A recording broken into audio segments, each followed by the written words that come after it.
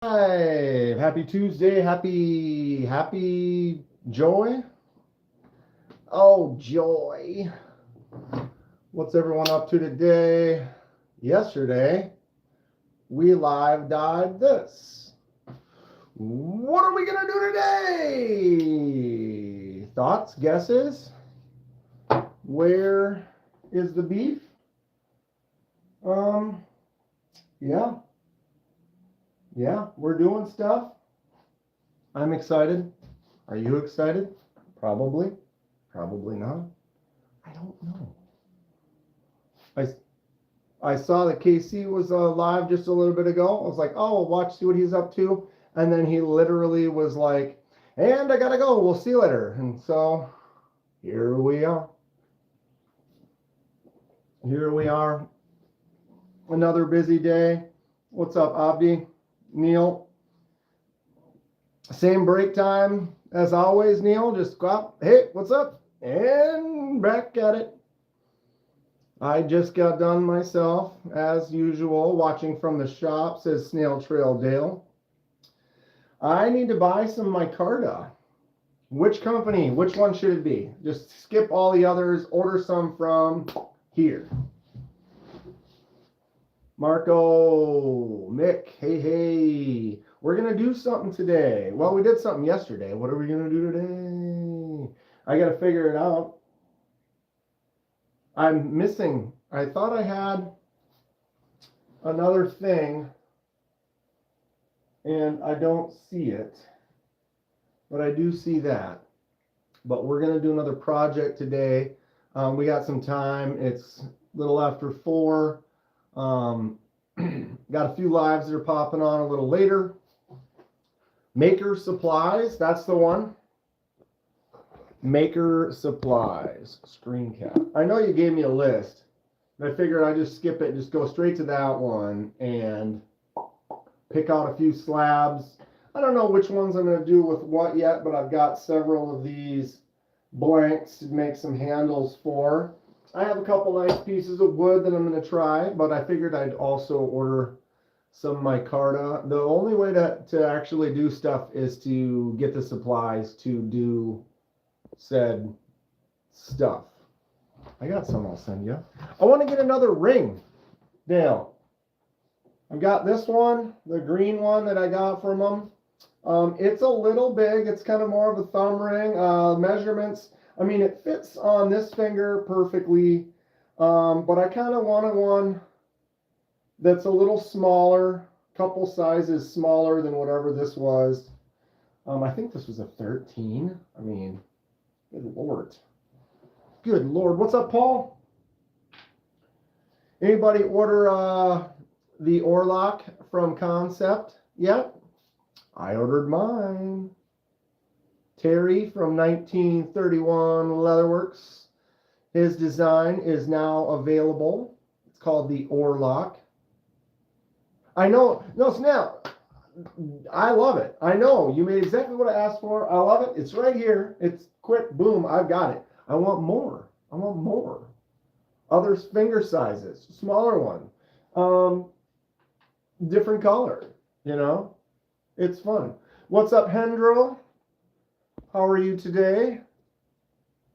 Mick ordered one.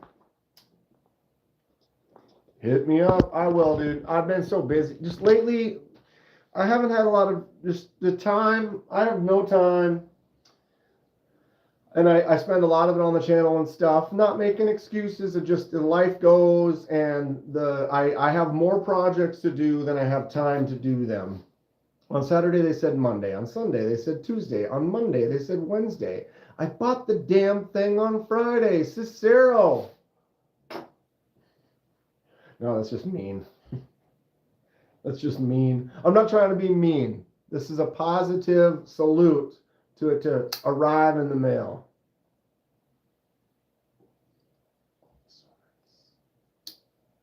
Are those Hot Wheels behind you? I've heard that before. I have heard that before. Let's take a little gander. We are in the studio. I'm about to do a project and just kind of getting ready. Here is the recording side, microphones sound or echo, anti-echo. I do knife stuff. Bunch of knives on the table here. They are not Hot Wheels. They are pocket knives. Many different knives, which I love. Got another shelf over here. I also love horror movies. There's my man Jason. Here's my gas station collection. Message me when you have some time. We'll figure out a ring or rings. Plus, I have some micarta. Cool. I'll send you a couple bucks or whatever. We'll make it work. Like the Bless Tea, I need to get you tracking. It's gone. I got you. I got you. It's packed up. It's gone. It just hasn't gone. Yeah. I got you. Oh, Marco. Mick Ranger's got the deal of the day. All right, I'm going to set this here. Mick, what's the deal of the day? God, some guys out there chainsawing. I don't know if you can hear that. Mick's always got the hot deals. What's the hot deal of the day, Mick? Tell us. Hot deals? What's the hot deal of the day? Turn that off.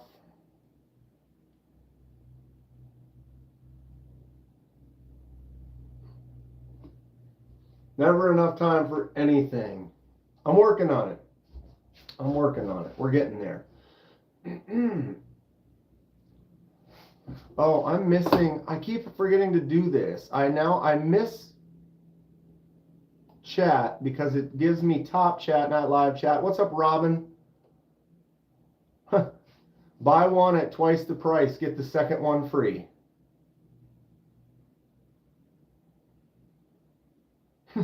I mean, that sounds like a good deal, right? Yeah. Now, Mick, what's the deal? You got us. We're all just sitting here waiting for Mick to tell us the deal of the day. Time is an illusion. Dude, time is an illusion. This summer was the biggest illusion ever. It went so fast, I don't even know what happened. Quite upsetting. I need to slow time down, not speed it up. Bastion Pen is doing a BOGO, 2 titanium pens for $83. What? Who wants to split these with me? I'll buy 2. Someone can take one of them. Unless they're crap. Bastion Pen. I don't know. Why don't I? What? Huh? Hey, Paul Might, what do you think about Japanese VG1 steel on a knife that I bought in 2007?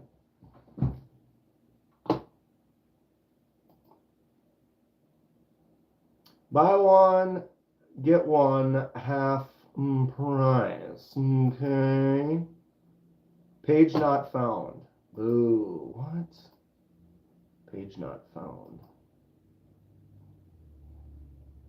What is happening?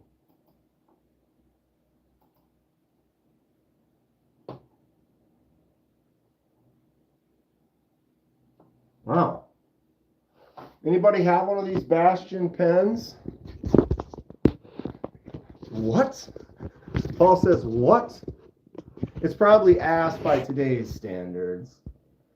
Here's those Bastion pens. I might have to look into this. They look nice. Anybody ever get one of those?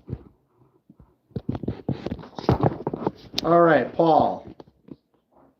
It's probably ass by today's standards. It's the Cold Steel Triple Action. Oh, Jesus Christ.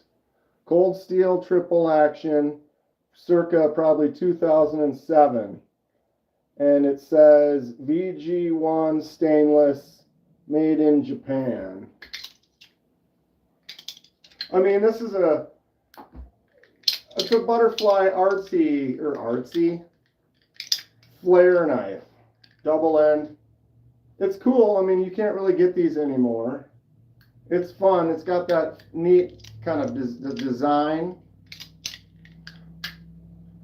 Mick says Bastion pens are great. Focus.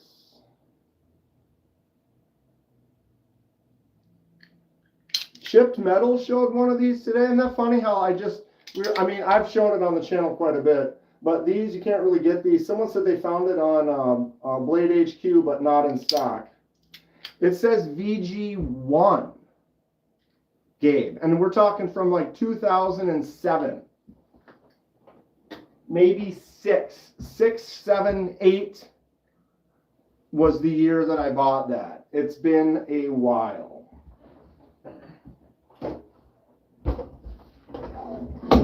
Catering table? Of course I do. Of course I do. Why wouldn't I? No, it says VG1. I looked it up. And Google knew what it was. But yeah, VG1. He's got a wild collection of weird shit. Yep. That's just one of those ones that I've had for, I saw it long ago and I was like, wow, that's got a neat butterfly balisong kind of action to it. And so I picked it up. Never really use it. It's a dagger. It's double-edged. It's just kind of more of that novelty. Sits at I pick it up, I do that, I put it away. Get me a traditional pocket knives, QSP Hedgehog M390 yesterday. Vintage butterscotch canvas, my card of scales. Ooh, that sounds great. I've been looking at those slip joint QSPs. You know what I'm talking about. Yeah, obviously. They look cool. What are we doing today? We're going to do a project, and I'm missing. I thought I had another one somewhere, and I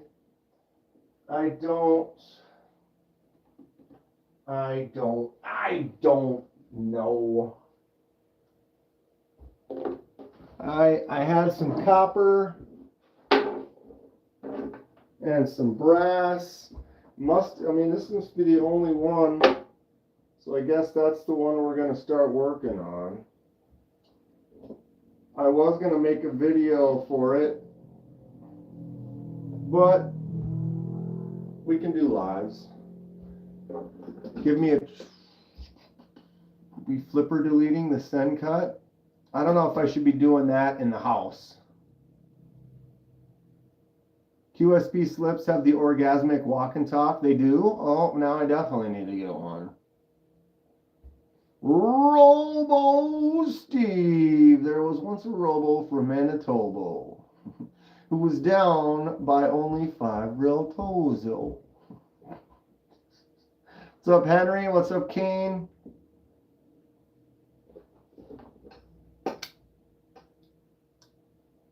Should we do it? We won't be able to complete it. That's the thing. I got this for a shipwreck. I got this for a shipwreck.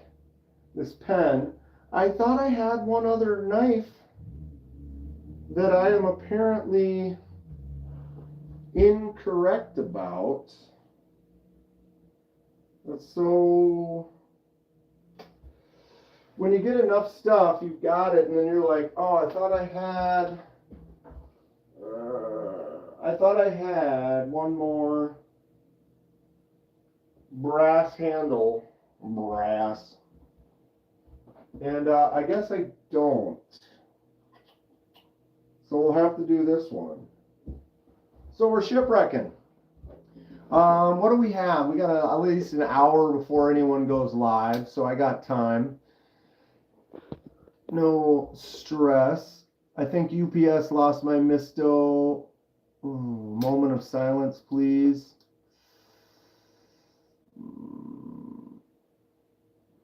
Let's hope that it pops up. I've had a lot of things where then a day or two later, there it is. Let's hope.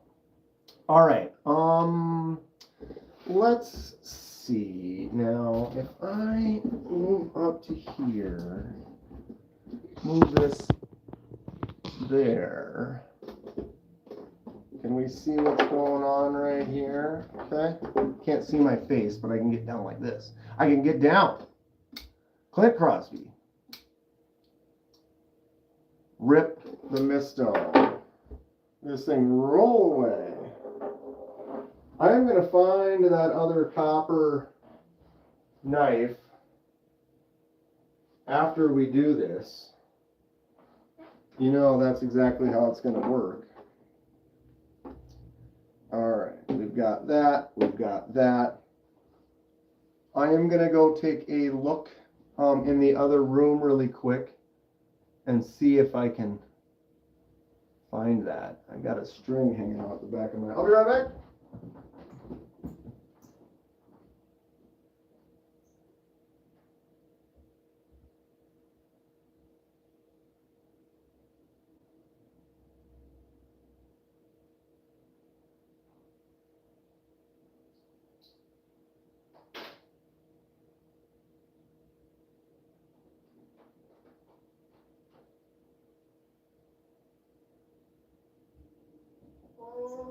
Okay. So I guess there it is. All right, we'll do last looks at this bad boy right here. This is the Civivi Asticus, mini Asticus. Isn't this? Anybody ever have an Asticus? Civivi Asticus. Grateful Dong, what is up? My man Grateful sent me this Draxor a couple days ago. Yesterday in the live, we did the dye on this. So that was gray and black, and we dyed that red on there. Absolutely love this knife. Thanks again, Grateful. So cool. Big old Sencut Draxor. And now it's got this super fancy black and red. Styling. Styling. Dong for the win, right? Straight up dong for the win. Hey Dan, snagged an Evo today. So excited we finally get to try one out. Robin. Robin. You're gonna love it. I want one. We'll take this one out quick.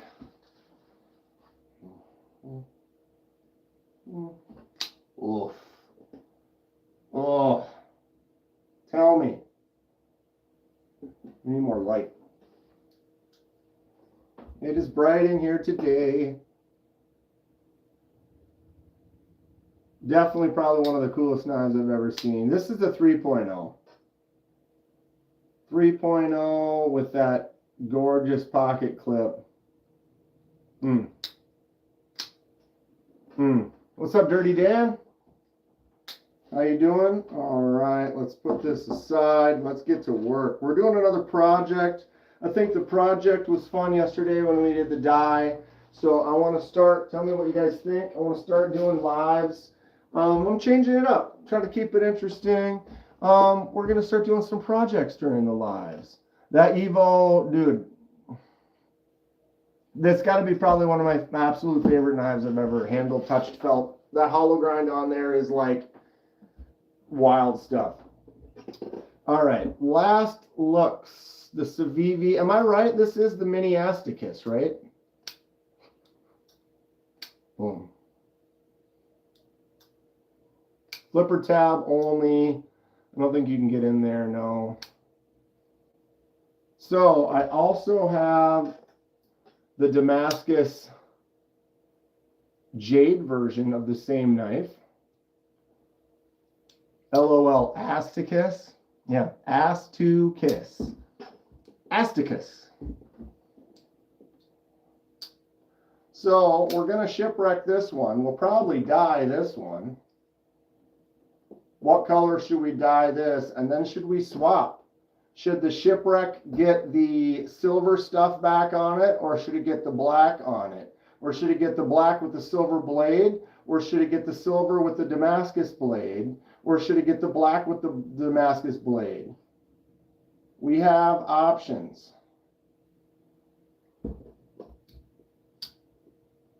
Kodiak Edge, what's up? Love me some Savivi. Need a FIF 18. Robin missed the FIF 20. Purple.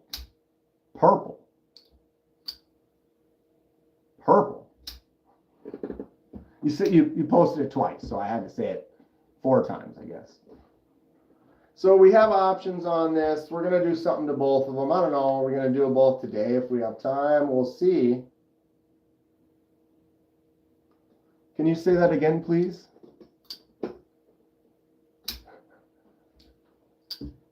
Negative Ghost Rider. Just back it up a little. Oh, I tell you. Sorry, I'm trying to lean in and read the...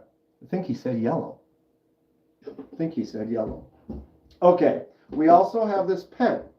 This is a pen that I found on Amazon. It was like around 20 bucks, I think.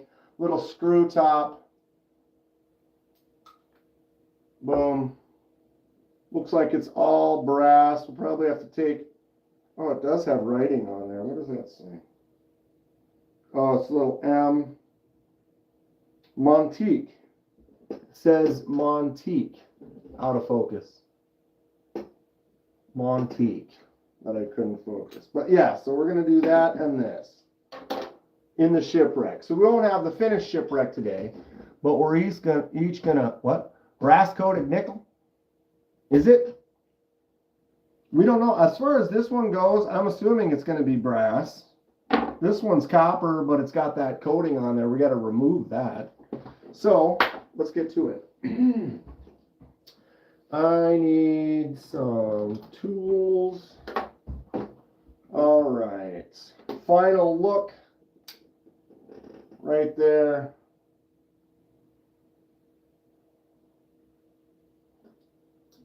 Brass is too soft. That thin, same as Zippo is lighter. The same, okay. Oh, when it's that thin, it's too soft. And so they're coating. Well, I don't know if a brass coated nickel does that patina. Because that's the neat thing is if it's not brass or copper, then technically it won't really take patina the way that we're going to do it. So that'll be something interesting to find out. All right, we're going to... That's a bad one. I need a new bit on that one. Of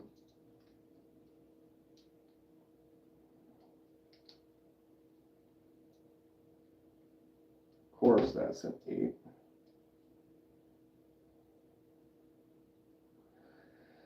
All right. So we're going to get this Savivi taken down. Got to use the 6 for the T6 for the pocket clip here. Gross. Oh, nickel coat your brass. Ew. Anybody suck on a penny? All right, clip off. We have captive pivot. Wow, why is that? Oh, I see what's happening. The captive pivot had, what the hell?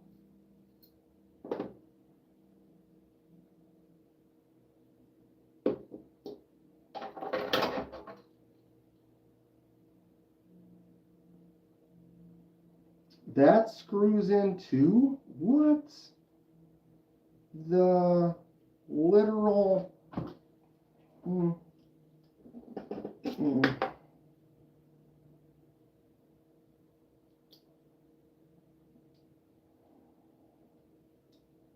That's wild. Okay, so that barrel, the captive pivot screws into one side. So as soon as I've never seen that before. So it's each one screws into the barrel. but the Civivi side has the captive notch on it. So when that's all the way in on the scale, right there on the scale, you can see that little notch. And that little notch, when the Civivi is in there, that keeps that side from spinning, so you don't need the tool on that side. But once you get it a little loose, that backed off of the notch, and then we were both free spinning. So I had to kind of push it in, and then it unscrewed off of that before the other side, which I've never seen. That's like stuck in there. It's like it doesn't, like, I don't think that untwists from this. That's a strange, okay, that's new for me. I've taken apart, Paul, have you seen that before? I mean, I've seen a lot of captive pivot, non-captive pivot, but that is weird. All right, so this came off in a sandwich, so I'm just going to go ahead and leave that for now. Put this all aside to there. So if we decide, what are we going to do? Do we want to dye this today too? Or are we going to do a swap? I don't know. What do you guys think? All Civivi pivots do that? No. No. What? No way. No, that's not true, Paul. I have taken apart at least 1, 2, 3, 4, 5, 6, 7, 8 Civivis that I have right here, and none of them have done that. And I know I've done others with dyes too. I've never seen that. Kenman the knife guy. What? I guess with the hair, I kind of do, I guess. That's funny. Looks like they Loctite the wrong side. Yeah, I mean, I'm not mad, but it's usually that's stuck to the captive pivot, and then that little screw comes off, and then the barrel in the center is stuck to the captive pivot. That's how they've always been. I need a lab coat? No way.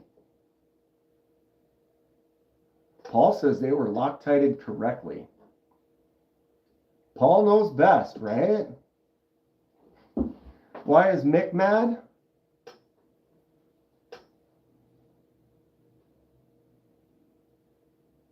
Huh. Yeah. Anyway, so we are apart. We've got it. We have a little bit of oil on this side, which doesn't matter as much.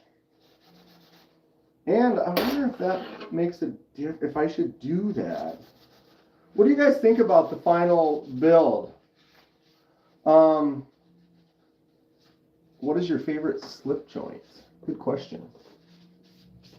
What's Loctite? Yeah, I never use Loctite.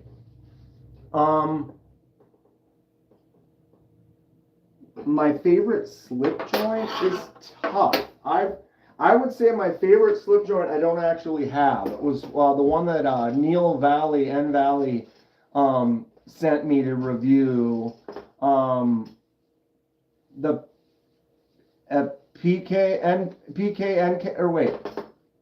the Spyderco PK. What was it? It's a slip joint. It's a Spyderco, the pen knife or whatever. The one I looked at was in Magnica. That thing was really nice. As far as ones that are in-house that I have here today, it might be the one in my, well, the one I'm actually carrying today is the new Gateway from Jack Wolf.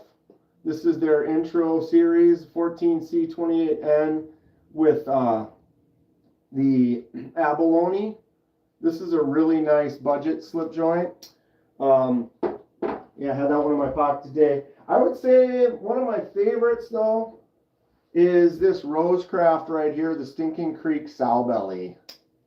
Solid user. It's got a stag handle, nice and clean edges, really solid, stiff handle, nice lock and talk on it. Rosecraft makes some really cool stuff. The UKPK. Yeah, that one's rad. That one's really rad. Mick, hike today. I got my oar lock coming. I ordered an oar lock too. I got tracking information email this morning, which is great. Which one did you order? And which one do you think I ordered? I had a CPL older baby banter do that. Majority do not. You are correct. Their QC is pretty top notch. Yeah, I mean, it's still going to work. You screw those in there, it'll be fine.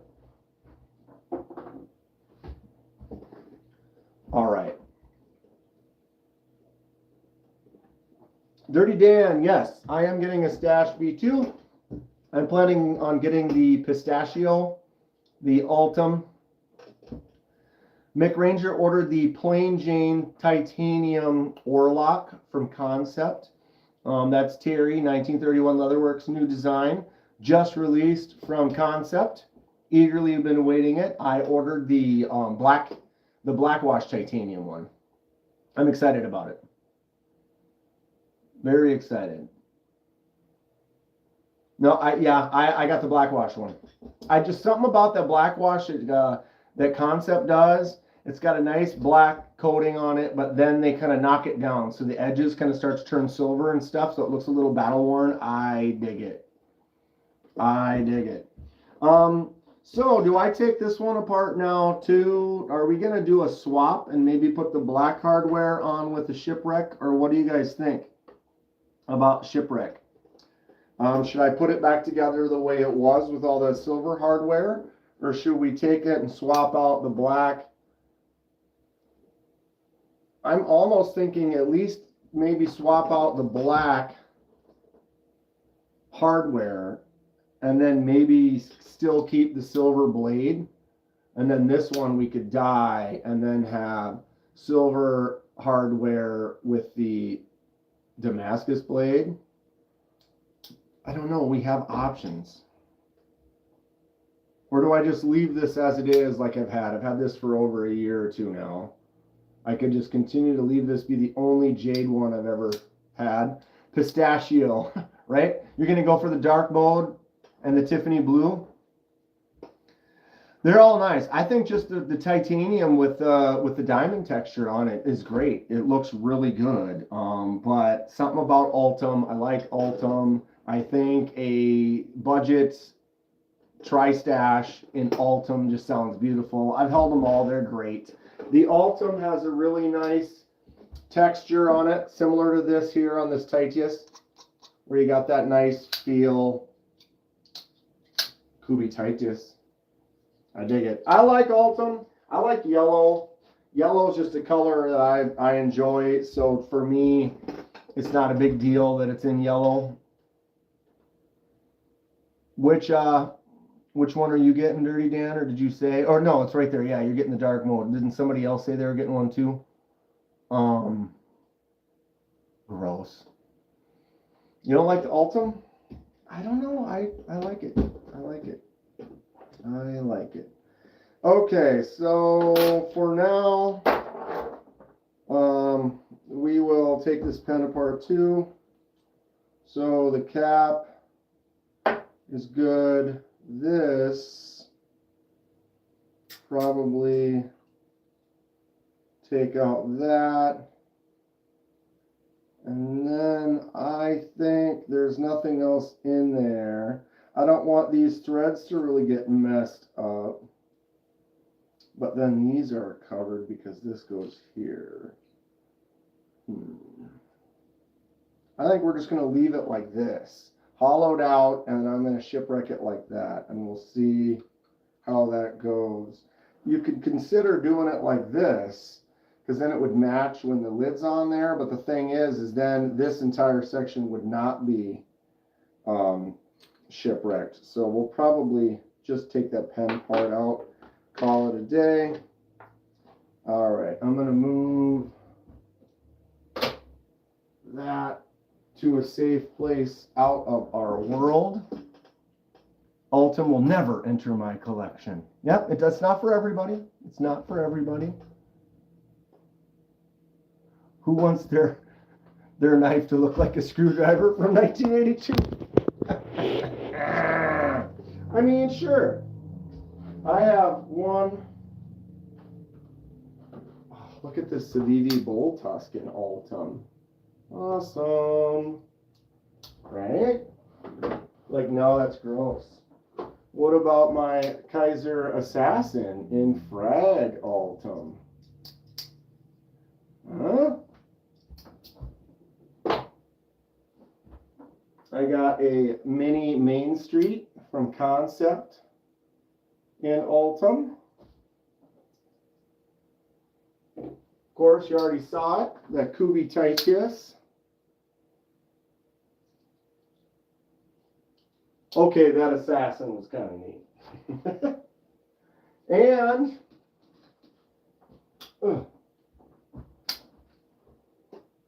the Tempest Microjet, one of a kind right here in Altum, and it has the black hardware, black liners.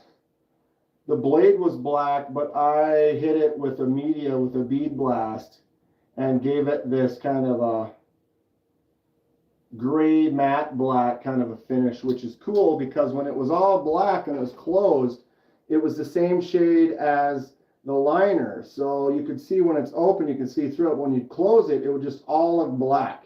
It would just be totally black. You wouldn't see anything else. Now that I blasted that, look at that. You get that contrast. Microjet's an awesome knife. Check it out. It'll be my only piss. Yeah, and when you're getting a knife from TriStash, who loves the piss, it fits in a way. I do have the Microjet in titanium though as well. I anodize that. Still use it and beat on it. Fun stuff. Oh, this isn't my thing. My chat's not updating, so I have to read it over here. Robo wants a Microjet. They're really nice. I have a large Altum collection of all different types of things. Right on, Gabe. Hello from Georgia, and not the state Georgia. What's going on? Hello. What's up, Dang Ross? Dang Ross. Okay, what are we doing? What am I doing? Oh, I need Sabatoru stones. I bought a cheap 2-pack on Amazon. These are, I might be saying it wrong, Sabatori stones. These are like rust remover, eraser type stones. I got 2 different textures or grits. They do have like a rubbery, roll off the table. See, it does have a bendy, kind of a rubbery texture to it. But it will remove rust from blades really well. It'll clean up blades really well. And then, I don't know, does anyone know what this coating is called? When you have a brass or copper that has this coating on it? Anyone? Well, if we're, hair in the mouth, if we're going to patina this with a shipwreck, then that probably has to go. I wouldn't imagine the shipwreck would go over that very well. So notice it's really black. You can kind of see the edges, right? So we're going to take the rougher grit one and just kind of go at this for a sec.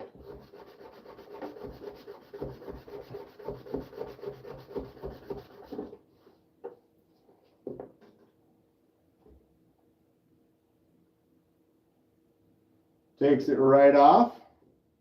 It does leave a scratch pattern though. So if you get all swirly and silly with it and you do it really rough, you may end up with a scratch pattern that you don't like, that you might want to remove.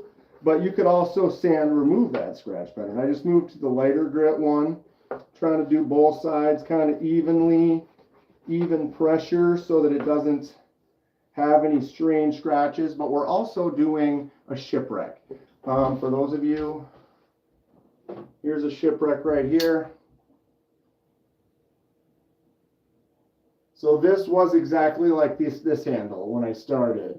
cleaned it up, put it in, we shipwrecked it. Now we have all these fun, cool blues and greens and things.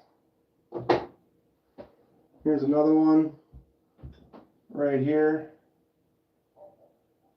You can get a lot of fun different textures and colors. So that's what our intentions are with this one.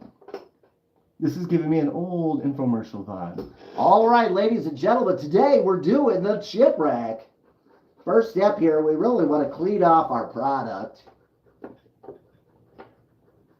All right, Gene, what's happening? Well, Bob, it looks like he's really getting in there more deep. Hang on. All right, so I'm gonna call that pretty good on the surface. Let it be a little bit darker. I'm gonna hit this edge now though, because I could leave the edge black, but I think we want the shipwreck to kind of go around the edge as well. Kind of round it off. The thing is should we do the inside, or should I just leave the inside black and not let that shipwreck? Because you can kind of see inside the middle, so that might affect it. If we leave it dark, it look a little bit darker, and if we remove it, then maybe some shipwreck colors will appear on that side that will be interesting. There is a liner, so the liner is going to cover up some of it. But if we put the silver liner on there, that black might make the, you know, like accent it more or less, or removing it, or maybe it won't even show up. I work for Ronco, the old rotisserie. All right, what we've got here on the top is the steaming tray. In the steaming tray, we're going to put veggies on this side. We're going to put some potatoes on that side, right? You put those in there, you seal it on top. You put the chicken inside on the rotisserie. You set it and forget it. I bought one of those, like $19.99. And it worked great. 4-pound chicken and your veggies. Cool cases. Did you make those? It's a shelf. It's 2 shelves. So I bought the shelves. I made a few of these like that. Kevin Smith and Knives made these down here, these shelves. So he made a couple shelves for them. Shelves for the shelves. It's really nice to have all my knives out. I can look at them, change them, get to them. If you order 3 buffering stones, you'll receive 2 for free. If you act now, $49.99. No. $39.99. All right. Today only $19.99. And if you act now, I'll throw in the cutlery set for free, and you can get a second set of cutlery absolutely free. Okay, do I need to literally make a script and do an entire infomercial? But wait, there's more. Act now. My food dehydrator started throwing sparks. Never got another one. I had dude, I did have the Ronco rotisserie. Worked great. Over time, it would start to squeak. It was like, and then it wasn't as good because now you could hear that chicken rotating. But it did work really good. You literally did set it and forget it. And your chicken was done and your veggies were done. Very well. I was quite impressed with it. I liked it a lot. I'm going to do a couple more passes right across this middle section here. But I'm going to try to go all the way head to toe, nice and even, so as not to leave like a unwanted. All right. So we're halfway there. One done. See the edges all cleaned up. I think I'm going to leave the back black this time. All right. Number 2. Again, these are Sabatoru stones. You can look them up on like Amazon or KPL makes them. They charge a little bit more. I remember seeing the KPL, I think it was one, was like 15 bucks for one, and mine it was like 9 bucks for two. And I got two different sizes. So depending on, it's kind of one of those things where certain companies from certain other, you know, like this was done for some other thing, and then someone in the knife company sees it and they're like, ooh, we can jump on that and sell it for more to our community. I'm not trying to talk bad about KPL. I use their oil. Works good, but I just feel like if I can get two different sized ones for almost half the price for the one, then I'm going to buy these, you know. All right, let's go to the lighter grit. Anybody ever shipwrecked before? Anybody ever leave this coating that we don't know? Anybody know what this coating's called? What are we doing? Fred, these, I got a copper Civivi that was black coated. I don't know what that coating is, but we're removing it so that we can do a shipwreck. How are you doing today, Fred? I decided I needed to start doing more interactive, fun things on lives. Jumping on for a live for a little bit before Tri-State goes on. Tri-State. Oh, I can't talk right today then. What's up, Brian Dixon? How you doing? Anno work coming soon. Yes, Fred, I'm ordering one. I'm stretched clean. I got to get Fred money. I got Tri-Stash money. Had to order an oar lock last night because the oar lock is now finally available from Terry and Concept. And so I had to order my oar lock right away as well.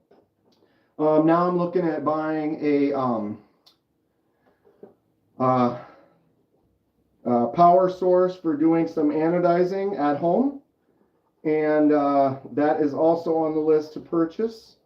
So I'm going nuts. We're going to start doing some wild stuff here this winter. Rocked a boat or two, but never wrecked one. I bet it's great to breathe in.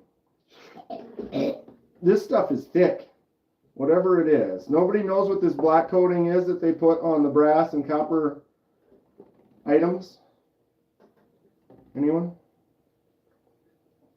Look at the chunks though. You can see that. I don't know if you can tell on there. It actually physically turns into, well, some of this might be the stones deteriorating as well. So I guess some of that I would probably call the eraser kind of.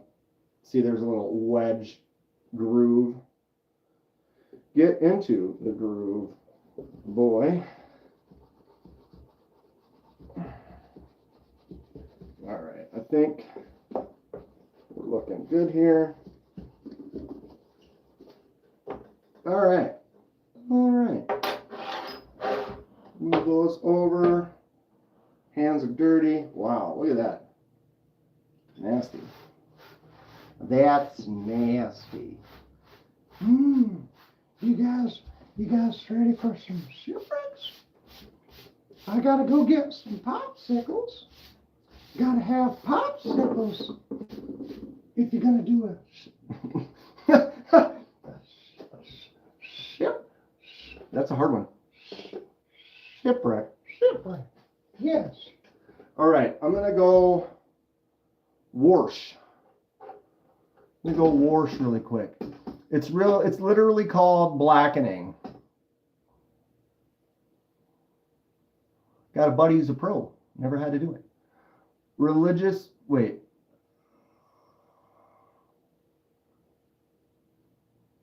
To those that observe, Happy New Year. Right on. All right, well, we did some blackening on my hand. I'm gonna go wash it off real quick, wipe these off first so that if I grab them again, I'm not getting more blackening. Double D. Dirty Dan. The double D. Oh, yeah. All right. I like it.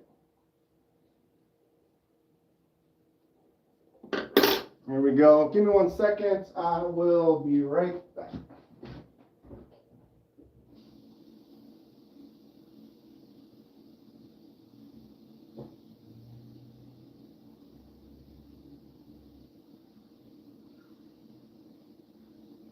Wow. That's nasty. That stuff is almost easier to put gloves on. All right, for those of you just joining, if anyone has just joined, welcome to my little room full of knives. We're doing some custom stuff today. We did a die project yesterday. We are doing a shipwreck today. Well, we're getting started on the shipwreck. This is the die that we did yesterday. This is the Sun-Cut Draxor. It was black and gray. If you watched my video I did on the unboxing for it a couple days ago, you can see it when it was still gray. Thanks again to Grateful Dong for sending this to me to check out and enjoy. The Sun-Cut Draxor, it's a beast. But the black and red I think looks super cool. Jack Chop. Who told me to watch that? It says Robo. I don't know. I don't know. Okay, so we have 2 pieces of copper from this Civivi. It was all dark black like that. I'm going to leave the black on the back, and we're going to shipwreck these. You're not going to be able to see the finished shipwreck, but I can show you a few shipwrecks. Here is my, shoot, what's this called again? Rough Rider, crap. Apta, the Rough Rider Apta with copper. We did a nice shipwreck on there. Came out with some really cool little copper spots and some, or you know, the orange on top of the copper and the blues and the blacks. Basically, we're forcing a patina. Here's another one. This is a brass little Rough Rider. So this was all solid brass colored like this pen. And we got all those cool little marks and colors and textures on there. And it's all permanent. We're permanently adding a patina to it via chemicals. Here's a pen. Might be hard to focus on that. You can see all the little blues and colors on there. You can twist off. So the tip is what it looked like before we did it. It's fun. I'm an artist and I love doing little projects, and when I learned about shipwrecking, I fell in love with it. I think it's a really cool, kind of a weird, creative way. Here's another one, a bigger one. This one's probably one of my absolute favorites. Color-wise, I need to shift this. Hold on.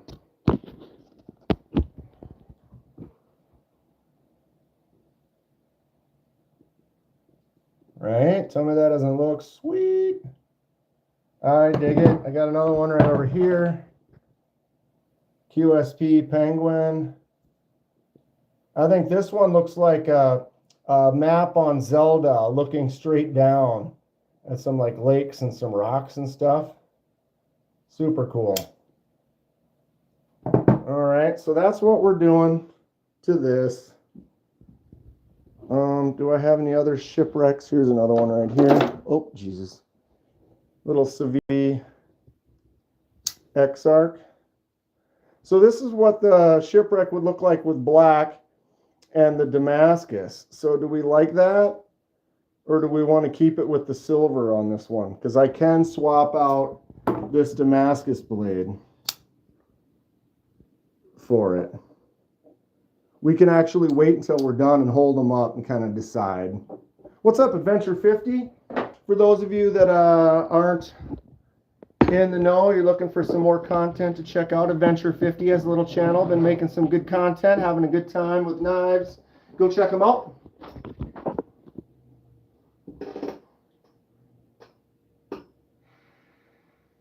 Shipwreck the Damascus. Well, I mean, I can't shipwreck this. You can only shipwreck brass and copper. This is the Damascus and that jade. So we could dye this, but I can put this on instead of this blade. I can just put on the Damascus blade. instead. So we have options. Robo's got to roll. Thanks for hanging out, bud. Give you the Robo gas station salute.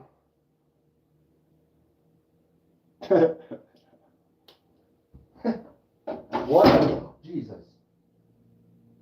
What are the things that await Robo Steve-O? Oh, shipwreck. Just leave it in salt water for a week. We'll see how it looks. Well, I mean, if we did it with like some Magna Cut, we'd be all right. Although I still don't want to leave my Sea Fox in the salt water for a week, just to see. Just to see. Okay. These are prepared. That is ready. All right, my container. Oh boy. I probably need to get rid of some of these paper towels and get a fresh layer on top.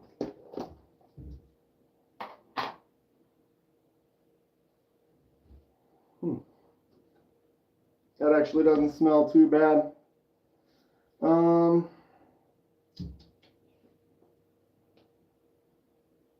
This is one that I already used, so it's kind of already ammonia soaked.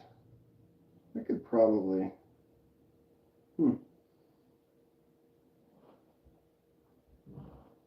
barf. I am going to remove a few, add some fresh ones, I think. That would probably be the best move. So let me grab another container really quick. I'll be right back. Right back.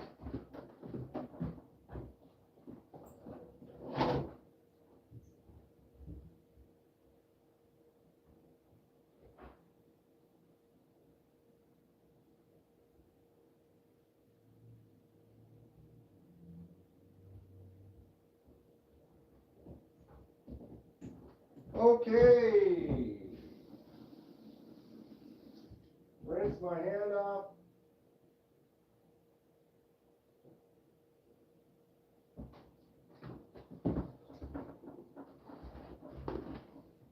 We're back. Okay, so I'm going to get some paper towels here. What do we want to look at?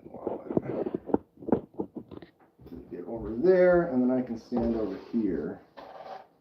All right, so what we're doing is we're making a bed for the shipwrecking to live. Oh, is that what fell? It was Jason. I thought something fell down there. There he is. Better. So I looked down there and I didn't notice it was him up there. I need to make a little bit better of a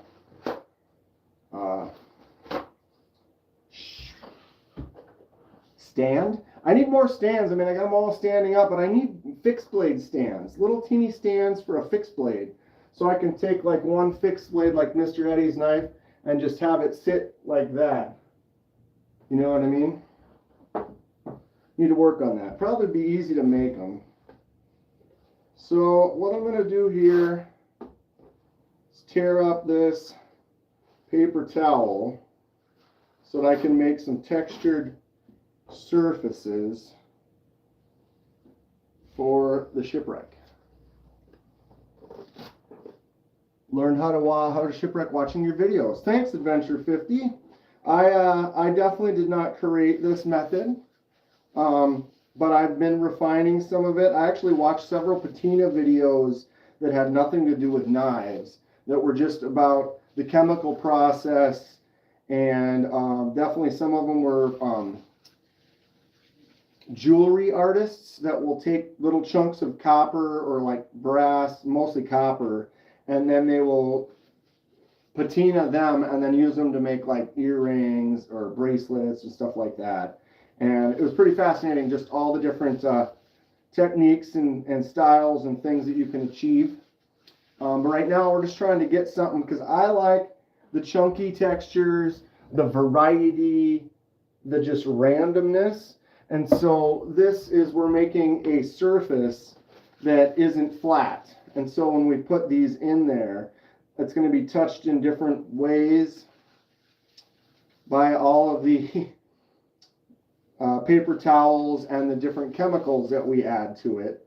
And it gives it a little bit more texture-y kind of a style versus just a flat uniform. I've seen some things where they call it as like you kind of get like painterly with it, where they will start the patina process going on a piece, and then after a while take it out and then brush it all and just smear it all around and then put it back, smear it all around and put it back, and then they get the whole thing like a uniform, like blue, or a uniform kind of a pattern, not really pattern, but color scheme, sort of. If that makes sense. I haven't really messed around with that too much, but I thought about it while like halfway through going in, kind of swirling it around some more. It'd be kind of fun to try. Taste it to see if it's ready. Ugh. It's the sniff test. You saw me sniff it at the beginning, and notice I didn't go, woo, you know, because if this was heavy ammonia, you don't want to get in there and breathe. You want to do this in a good ventilated area. You chipped the tip on your tri-stash? Were you trying to pry something? Were you prying? Don't pry. Dry your eye.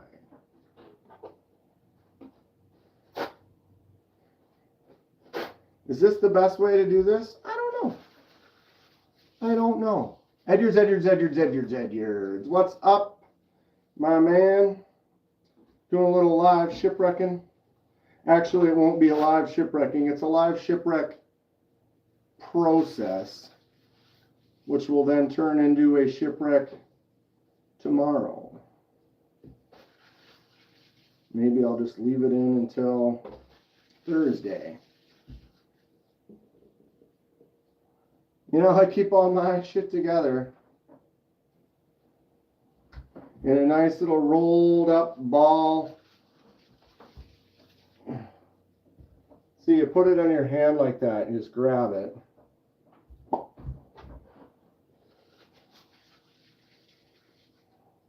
Like that was a cheat. You saw me cheat, right? Get way under there and just grab it. Okay, notice our texture, our surface, we're good. Fred the Love with a double Edwards. I'll wreck your ship. That's a good one. Okay, prep time. S. V. A. Right? V for vinegar. Donnie up in here? Vinegar.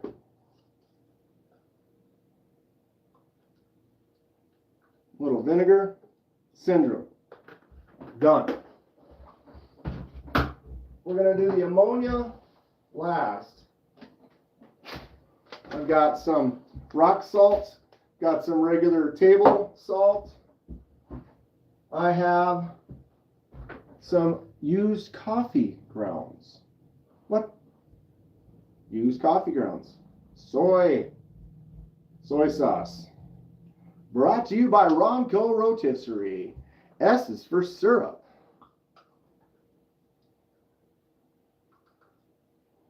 Extra syrup. Right? Okay, we have some toothpicks. I need a couple Q-tips.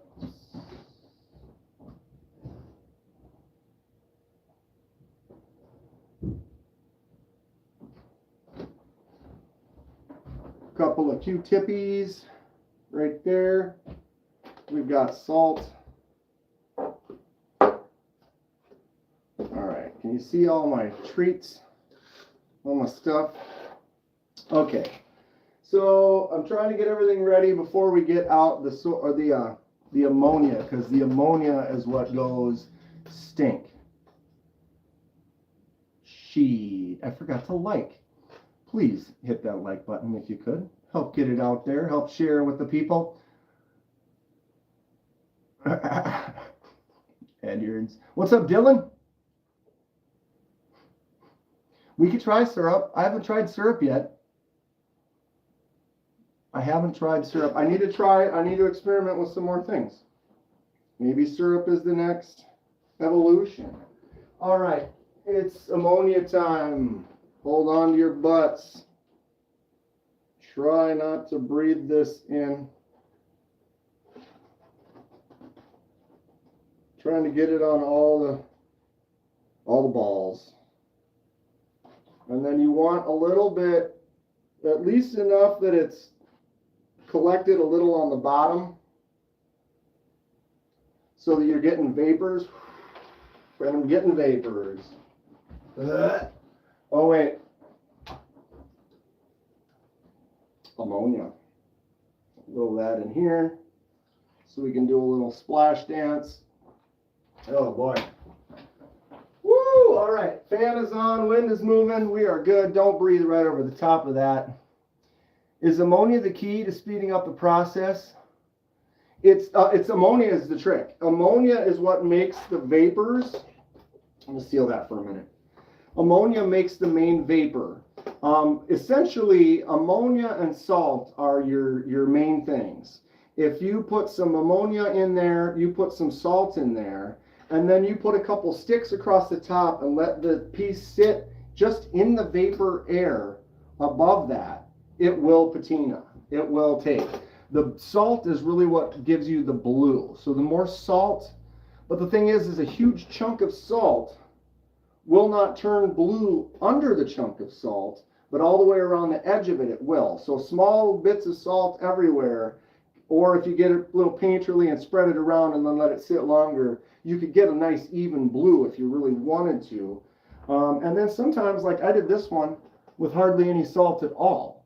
So there's almost no blue on it. And I still really like the natural kind of look and effect to it. This one here, obviously more blue.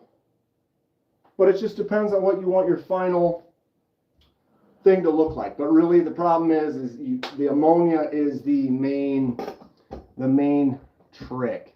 What are you up to today, Donnie? How are the new knives coming along?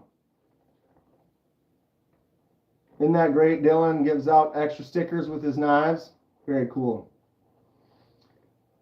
Okay. The dark one, no, that's soy sauce. The vinegar is the clear stuff. So all these paper towels are completely soaked in vinegar. That's all that's currently in here. I need paper towels. Why am I? Did I spill? Hopefully it's not leaking. I keep a clean workstation. Okay.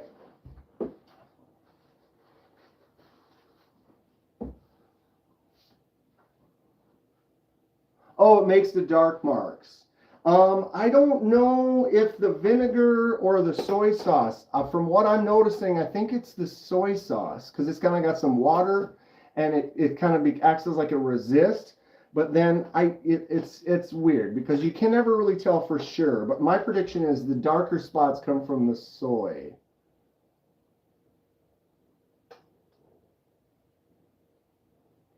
All right. Ooh, Neil N Valley just got a work in progress photo of his new Aries fixie. That's cool to see. That's what's fun is when you buy something from a maker like Aries, you get to watch them put it together. Donnie just finished up some lockup detents today. No F-ups. Excellent. You can use any vinegar, really. The stuff that I have is I've actually used, this is distilled white vinegar. Doesn't have a percentage on it. 5% acidity. But yeah, just the cheap distilled white vinegar. I also have used a apple cider vinegar, but that has the smell.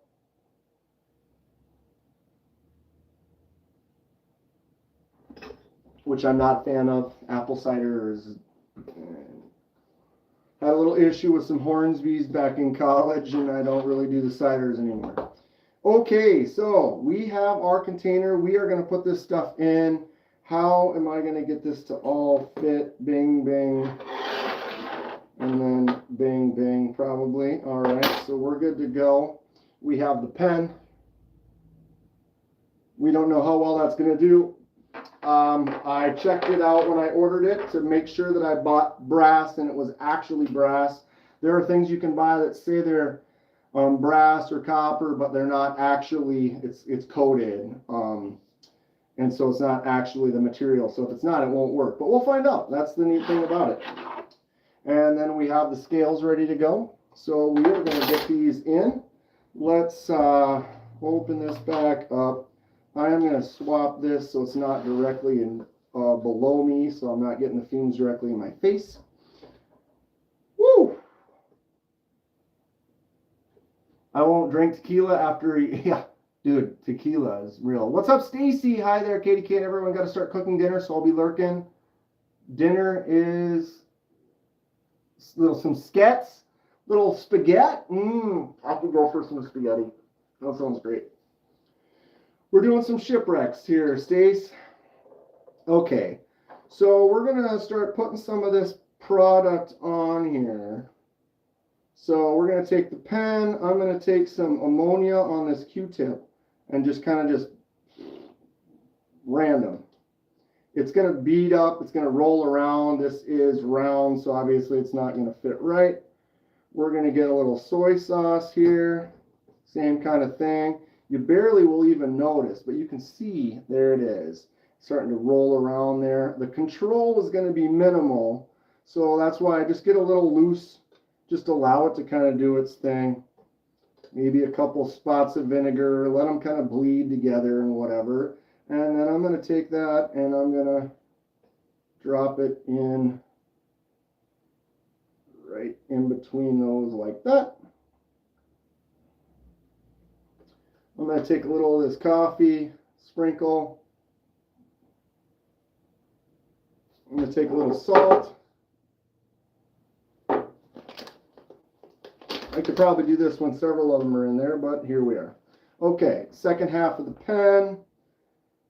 Same kind of thing. Try to be consistent with what you did before if you want it to be similar, but like I said, with this, we're kind of, it's, who knows how well that's going to stay where it is, but getting some product on there is definitely the trick. I think the coffee also leaves some dark spots. All right, so we're going to move this over, get it in that gap right there. Okay, I might make a few more little paper balls for the top here, or maybe I'll take this one here, rip it in half. So I can get a little bit on top there and a little bit right over like that. Kind of get them buried a little in there. Happy little patinas. It puts the acidic solutions on its skin. Oh, you guys are great. I'll try to keep up with the chat. I like the hard-boiled egg method. I missed the salt. No, I put some up on top before I put it in there. I did the both of them, but we'll add a little of that too. And we'll probably do some good measure at the end. It's a little bit easier to tell what you're doing on the scales, because the scales, we can definitely hold it flat. Again, do I know how I want it to be? Am I just freestyling? Yeah. Right? Take a screen cap of that. The thing is it's going to move around. So I'm going to touch that, go in here, get a little coffee on there like that, because why not? Pinch. Salt, bow, rock salt. Rock salt probably won't stay, since we're going to flip it over and set it right on this bed right here that we made, with some interesting texture to it. Just like that. And we're going to let it just be hovered up there so there's some empty gaps. and spaces. It's touching the paper towel directly in some spots, and it's not touching the paper towel at all in some spots. All right, so I'm going to fluff this side. I need a good fluff. Finger looking good. Yeah, right now. Okay, number 2, ammonia. Right, vinegar, soy sauce. Ooh, I splattered. Bad idea. Coffee. Ooh. Salt. Rock salt.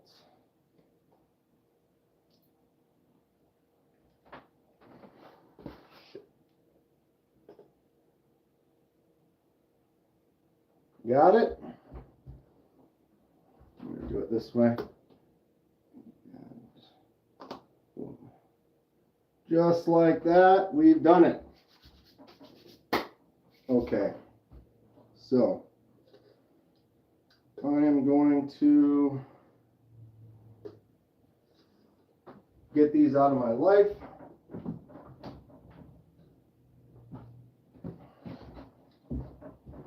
All right, we've got this all done. We're going to let that do it just as is. So you can see how we are. We've got it in there. All the chemicals added. Now what we're going to do is seal it up. And we wait. Now I can leave that alone till tomorrow. So unfortunately, I can't show you right now what happens because it takes time. It's going to take at least 12 hours. I found with my shipwrecks, I kind of like to let them go for at least 24 hours. Onion powder. Ooh. And then microwave it on high. Ooh, I could make a margarita.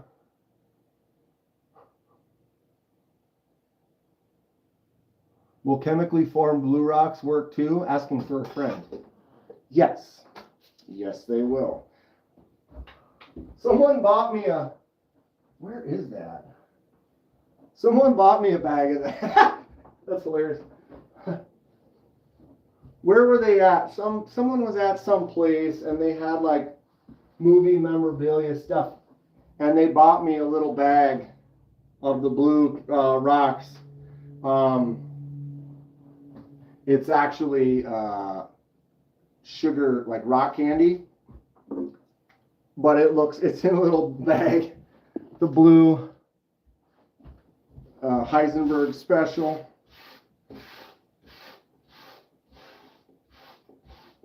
So the question is, what time is it? 5:30. What time does Tri-State go on? 6? Is that right? Am I losing my mind?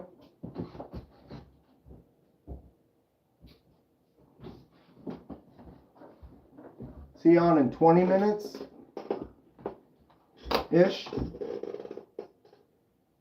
Put paprika in it just for the hell of it.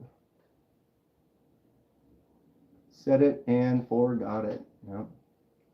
I need an energy drink for a 12-hour live. I've never done an extended live. Are you literally going to do a 12-hour live?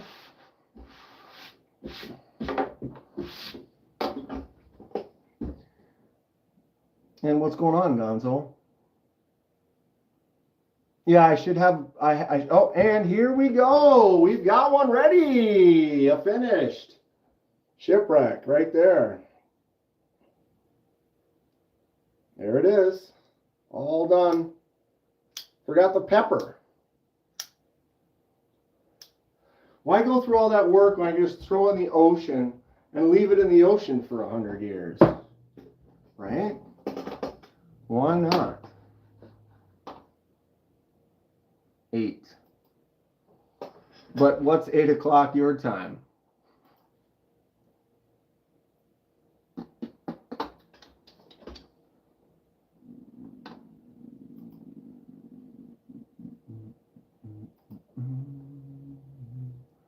He doesn't even have his thing up yet. Does Tri-State go on in 24 minutes or an hour and 24 minutes?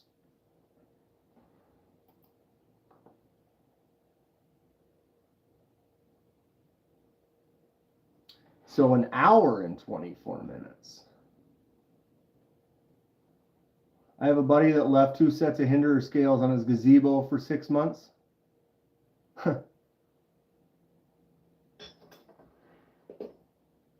Yeah, but I'm just curious. It's like right now it's 5:30 for me.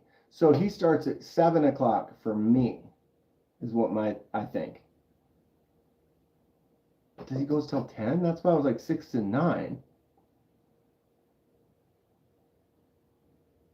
And Paul, how did the Hinderer scales turn out? Right, okay, so it is an hour and 20 minutes.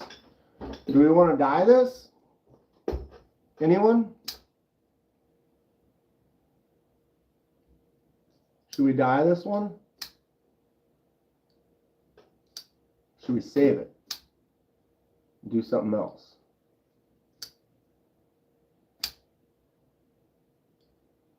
It's got some wild colors, but a lot of it washes off. I've noticed that with my pen. I've got the baseline bolt action from Big Idea Design, and I've been allowing this to just patina on its own. And if I could get it to focus, you can see right where I touch it and hold it and write, it wears off. It kind of stayed in the grooves, but it's really shiny brass there, and then it's all nice and patinaed and making cool colors in places I don't touch as much. And then the little button that you open it and close it with, because you touch that all the time, that patina doesn't stay on that one either.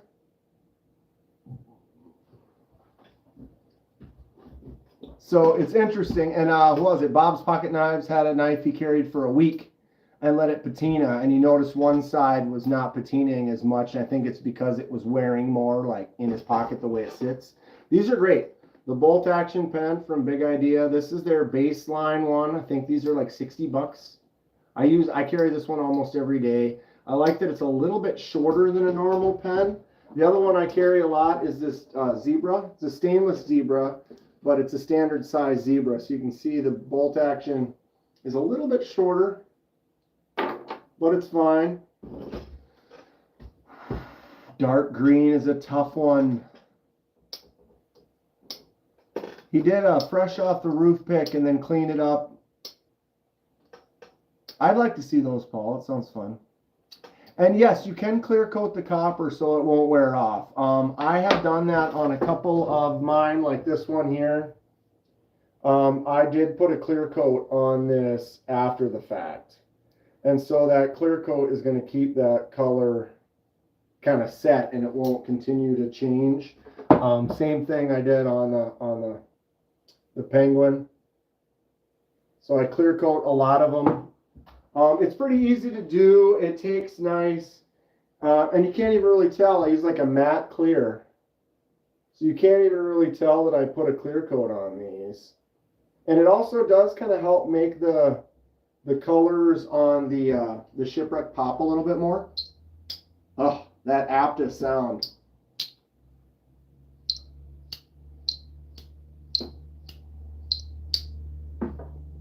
I mean, just your basic Rough Rider Apta with a copper handle, but that sound is just wild.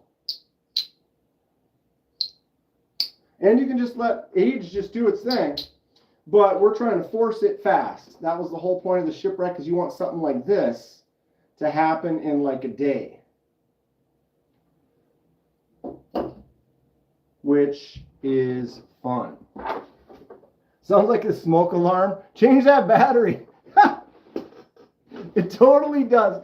You ever watch videos? You see a video and someone's got one of those going, and you're like, man, you need to Zebra for the win, dude. Zebra is a bomb pen, bro. These, I've been using just the classic Zebras, the plastic ones, the bank style ones for years. As a lefty, the ink they use on these doesn't smear really at all, and they're comfortable. And this one here is like the $6 stainless version. I love it. So you can beat on it a little bit more, and it's fun. It's fun. Kodiak carries the Uzi eyeball. The Uzi Tactical Aircraft Aluminum. Right on. Do I have any Boker?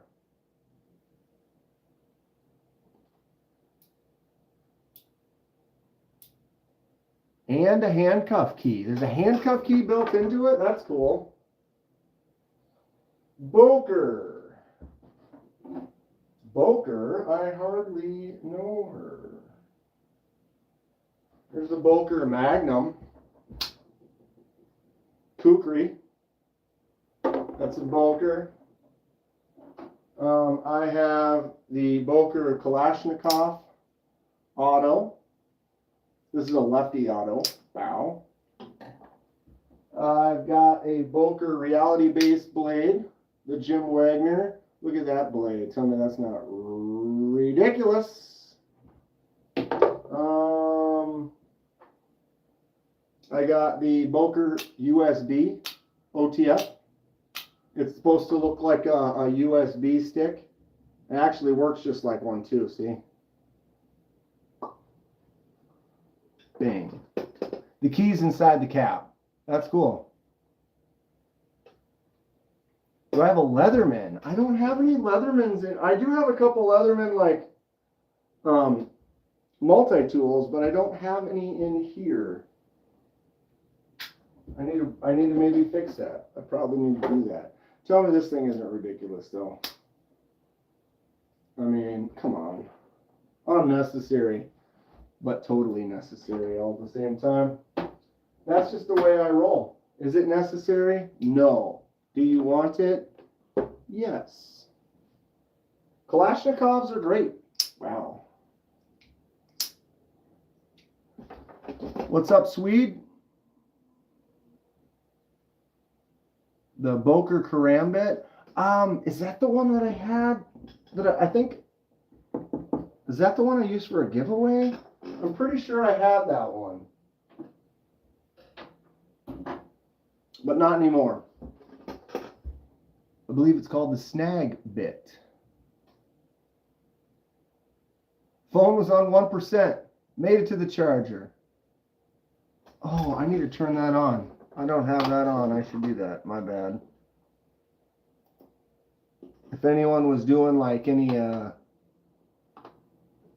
alerts or stuff like that's my bad. I should have had that on before. If anybody had any milestones or anything, I usually have that turned on, and I did not. I apologize. Although nobody had any in the chat, so I guess we didn't miss anything.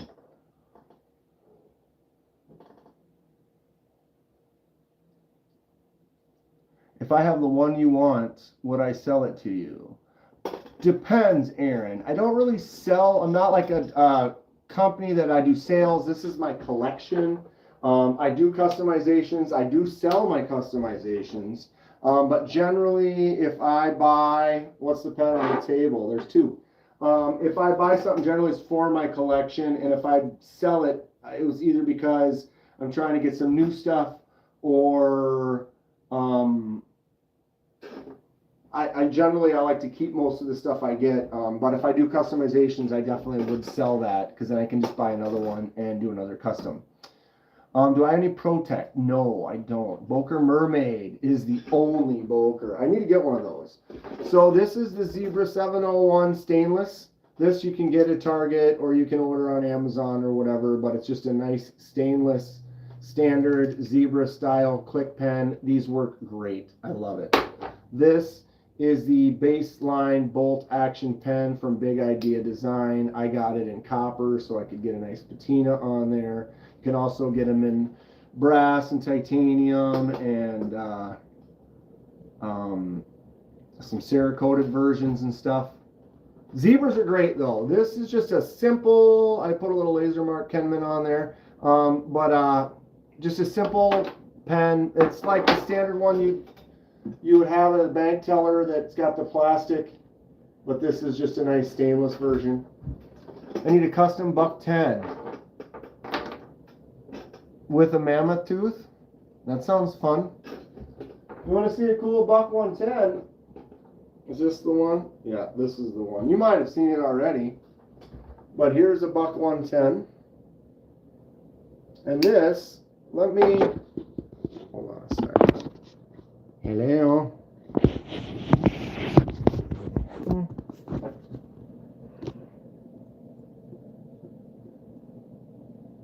Got a buck 110 USA 2 dot, which means this is from the 70s, between 74 and 79. And look at the blade.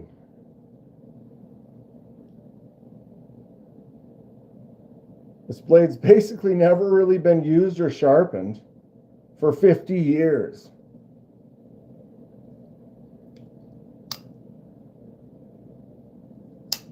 I don't know exactly which year, I know, because this is the buck, this is the 110 2 dot USA, but then with the pins and stuff you can figure out. I'd hope it was a 75. But I found it online, and look at that blade. It's like literally never been sharpened. Absolutely wild. I have another one, another buck 110 2 dot USA. And this is a little more what you're expecting to get. Actually, this is still even better than what you're getting. But you can see that it's been sharpened several times. It's been scratched. It's been used. The tip is a little bit shorter. But that's what a 50-year-old buck 110 looks like. But this one, I'm never going to sharpen it and use this blade. For 50 years, it's been able to be maintained like that. This is just in my collection. I'll enjoy it. I'll enjoy it. I'm back. Did we decide on the dye color? We did not. But if Tri-State doesn't go on for another hour, then we can do it. So you guys want to do it? Here it is. But the question is, we decide on that dye color. Are we going to keep the Damascus in the black with this, or are we going to swap it out? I almost think the black should go with the Shipwreck.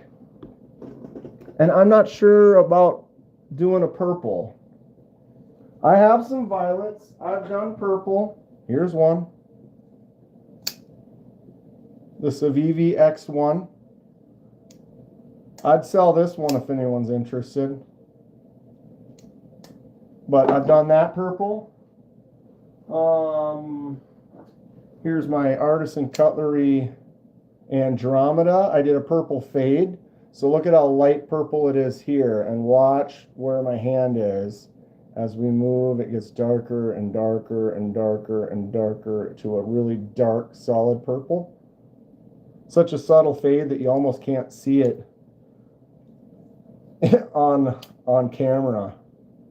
But when you go like this, you can see how dark that is. And you can see how light that is.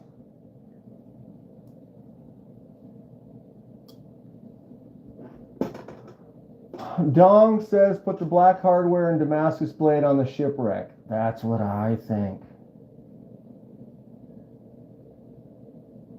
Send me the used one and I'll make it new and carve the rocker lock bar. Maybe.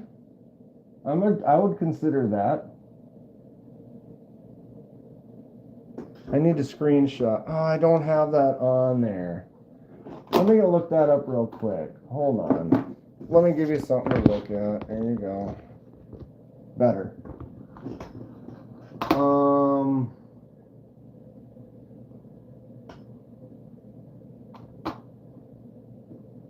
Where is it? Skillcraft B3 Aviator. Oops. That looks like a cool pen. $20. I'll look into it. Skillcraft B3 Aviator. Huh. All right, hold on. We're all over the place here, kids. Hi. Okay, so tri-state right there. I'll save that. And we can clip 3 days. 68 minutes. I agree, Grateful. I think the Damascus on with the ship will look cool. Kodiak's carrying a Civivi Appalachian Drifter purple handled carbon fiber bolster. Mine's maroon, but this is the knife he's talking about. Whoops. Whoops. Wow. Screwed it up. That should just be top flip. Boom, top flip. Civivi's Damascus is fun.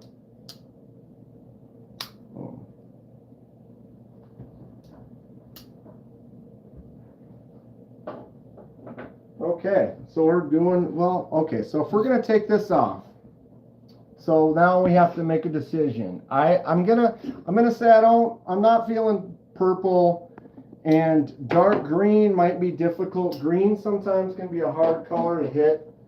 I'm not trying to be picky. But if we're going to replace all the hardware with the silver, it's going to be all silver with a silver blade. Chartreuse. That's a fisherman's color all day long. What's up, Brand New American?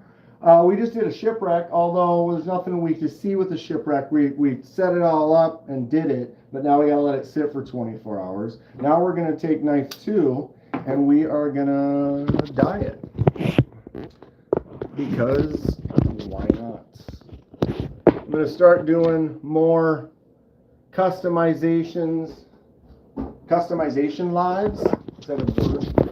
Customization station in live form. I was dressed up, so I had a Vosteed in the pocket. Laconico is subtle and clean. Fred, you gotta look subtle and clean. Dark blue, blueberry-like. I have some blues. Blackout Civivi. Dyeing to black is like, that's like the last resort. Like, that's the, I've screwed up every other way I can do it. Let's just dye it black and call it a day. And I'm just not feeling purple. I've done purple. I'm not saying I don't like purple. I'm just not feeling purple with this one. Those are no longer in the right place. They're digging in the wrong place. All right, let's take it apart. And then we should check, is what we should do. We should, can I zoom? I can. I want that purple Civivi Warncliffe. You're interested? We could do a trade or something. The X1's cool. I had fun, but it was one of my dye projects. Like I said, usually when I do dye projects, I will use them for giveaways or sell them to someone who's interested so that I can then pick up another thing to do another dye project with. And that knife has cut me, so you would potentially have microscopic DNA from Kenman on it. Diet Jade. That was easy. Just got the ProTech Godson with a purple anodized aluminum handle, black and out blade, hardware, and pocket clip. Awesome, Thomas. Trade you a Flytanium? Which Flytanium? Kodiak? I'm interested. I'm listening. Like the beef? What's in my pockets? Right now, today, I'm carrying the Finch Nocturnal. Really nice little knife from Finch. My secondary, I already took out. I said it right here. The secondary, to kind of match it, I had the New gateway from Jack Wolf. Nice little slip joint, 14C28N. Nice half stop and some really cool looking abalone scales on there. That was my secondary for the day. I'll put it back in my pocket. I had my pen right here, but is now on the table. It's carrying the Big Idea Design Baseline Bolt Action Pen in copper. Really fun. That one goes right there. And then I always carry down in that pocket as well, little Rough Rider nail nick pry bar tool. It's got a nice tobacco bone handle, little Rough Rider badge, and then you just get in there if I need to do some pry work. That's in my pockets today. What are you carrying today? The Finch is sick, right? I dig that Finch. It's cool. It also glows. This is a glow in the dark, which is pretty fun. So that handle gets the pop nice and green. You can flick it out too. Boom. There's no fuller on there, but it still can be flicked, which is cool.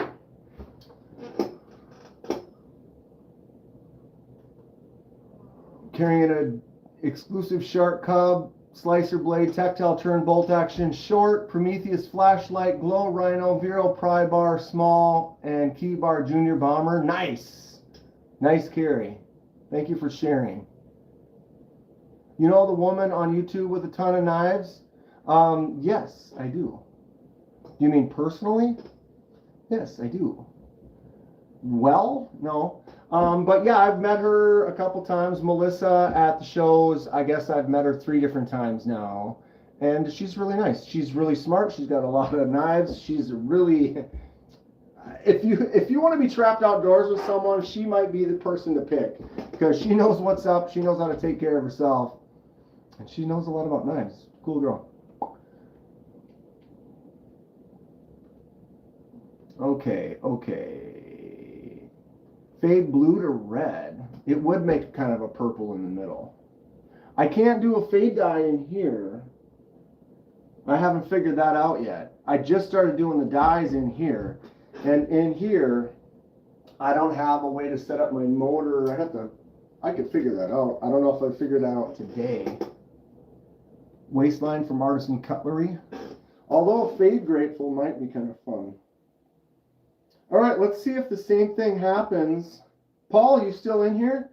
If the same thing happens with this one that happened with that one, that'll be interesting to find out.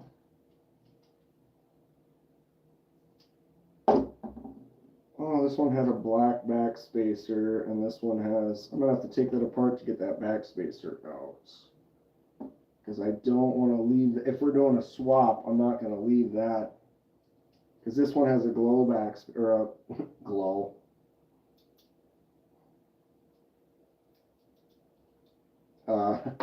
Jade backspacer. So I got to keep the jade with backspacer with the dye. Because then we can dye it to either match or contrast. I think the the match would probably be better, because then you have it's like jade, black, jade, black, jade, and so that contrast in there, kind of like on this Migron. So I dyed this Migron with white, and we dyed it red, and look at the backspacer on there, that red, black, red, black, red. That looks super clean, right? So this was just a white dye. We made it red. This is basically what we're going to do today, except for this right here. Finch is fire. That Migron's $30, dude. Can't beat that price for a D2 Migron. Great action on it.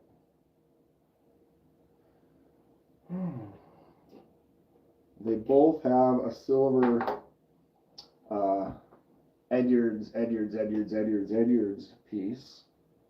All right, so we had the issue with the, let's see what happens on this one. See that? See? So it unscrewed, and then the captive pivot is connected to the C. Yarr! What's a pirate's favorite letter? You'd think it's R, but it's the C.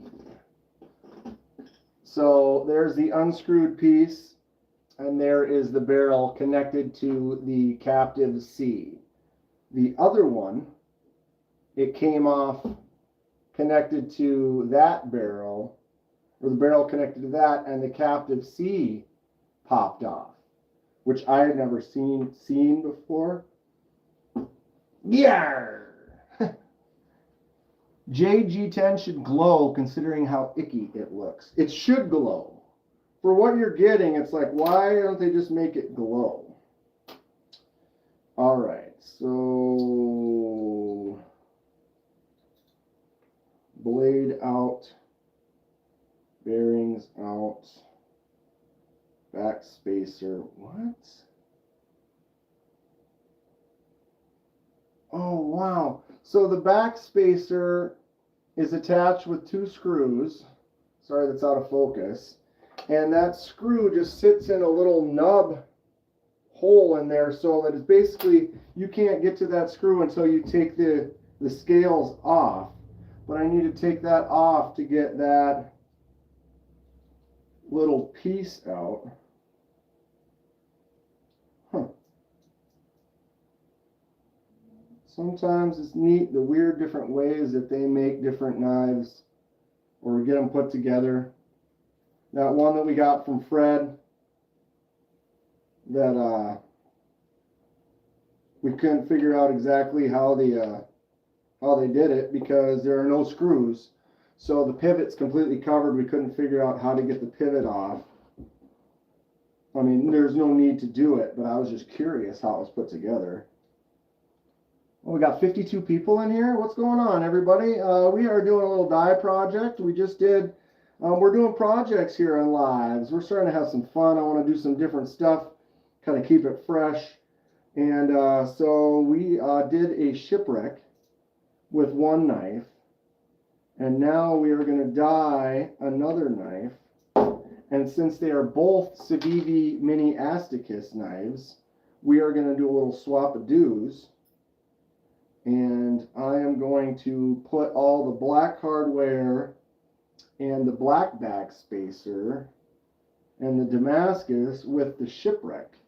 And then we're going to put all this on with here. So the only thing that's different would be the scales. Everything else goes together the same.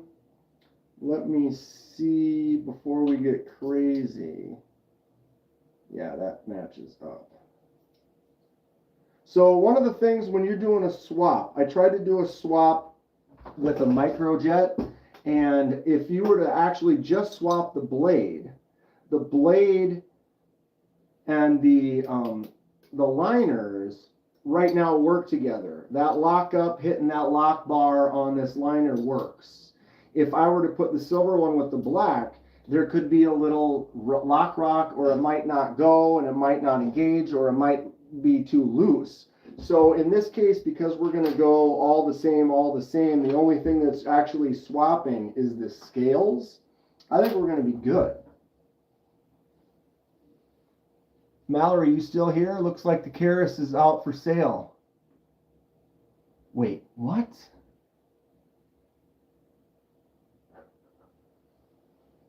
What? Hold on. Keras is available now too? So Terry's Orlock just popped. The Tri-Stash is about to go. The Keras is now available? White Mountain has the Keras in stock. Oh, God. And it looks like we are spending some money! Congratulations, Dylan. If this is the case, Dylan's new knife is out. I did a review of it just recently. Go check it out. It's an awesome knife. Okay, so I have the parts. We're going to move the knives out of our live for now. These are dirty, so I need to wash them up. Taipan soon to follow. That's so awesome, Dylan. Okay. God, I'm spending tons of money lately on knives that I love. All right, I gotta move this stuff out of the way. I'm gonna have to set you guys up for a second because I gotta wash these. I didn't wash the last ones because we didn't need to because they were black and gray.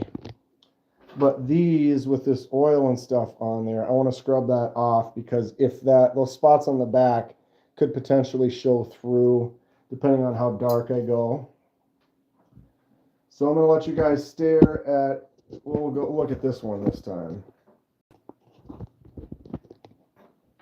Right?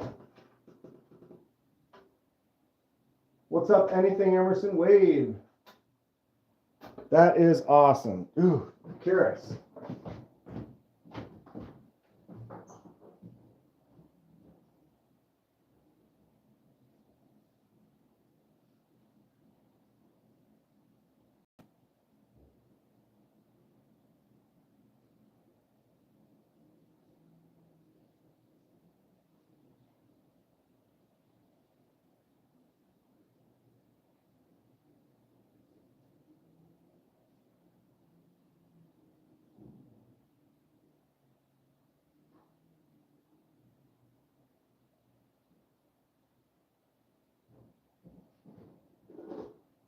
All right. Hello. We're back. Ooh, mama.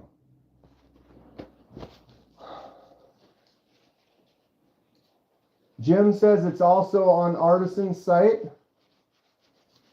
Oh, and Dylan didn't even know about it. They did the same thing with Terry in the Orlock, except for that's concept, and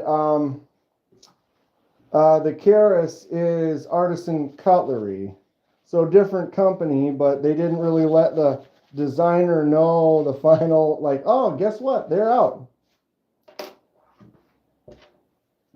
I'll still get one. I'll still get one. Okay. Here we go. We're doing stuff. I have that for the hot plates. We preheated it last time and I got all the smoke off of it, so I won't do that this time, which is very nice. So what are we thinking? Blues, reds, which is going to be kind of maroon. I'm almost thinking blue.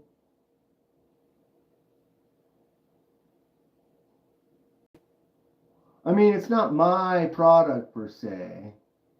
Right, it's up to them. Yeah, exactly, Dylan. You made a design.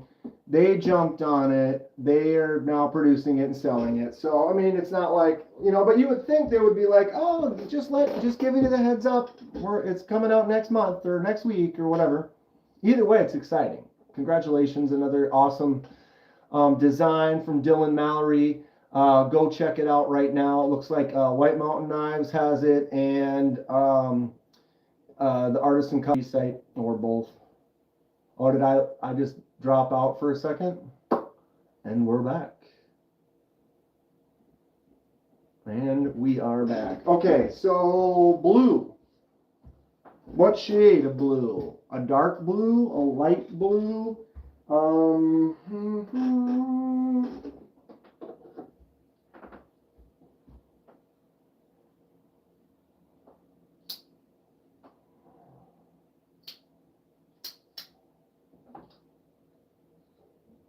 A lot of the die projects I do, I end up using for giveaways or people buy them.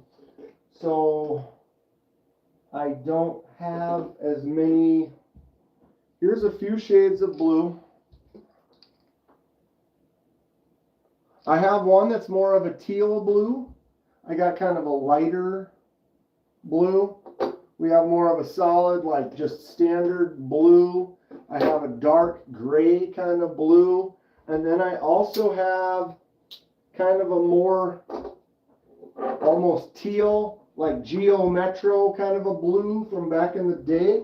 I don't have a example of that. Reds are going to end up being more maroon. We could do orange. I have a few oranges. Orange could look cool. I have this one's called tangerine. It's kind of a nice, more of a tangerine orange.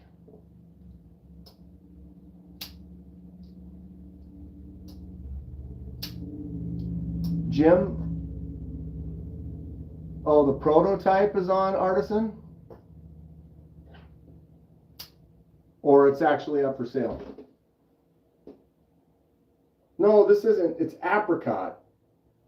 Not tangerine. It's called apricot. Definitely has an apricot kind of a shade to it. Well,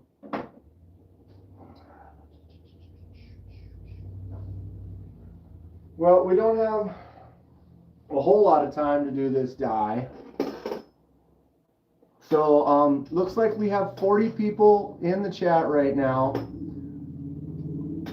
So, everyone in the chat right now, type either blue or orange or another color that you prefer, and then we'll try to dye that right here, right now. I could do red, but the red's going to be more maroon because we're starting off with jade. Of course, blue orange. I love you. Why do you hate me? Mick says green. The greens I have don't pop right. I need to go get a new green. Orange, since Halloween is coming. But then we have blue, blue, blue. Cicero says orange. Thomas says burnt orange. That's 3 oranges. Are we going to have to do a poll?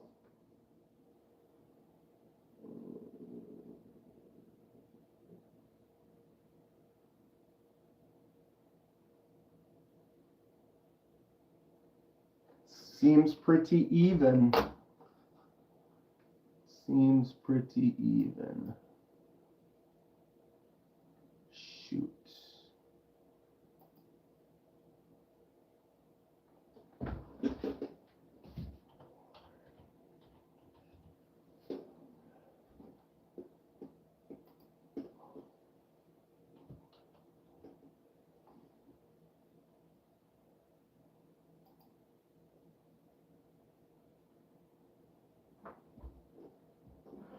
Okay, I screwed that up. It says yes or no. You can skip the yes or no. It's orange or blue. I'm going to give everyone a minute or so.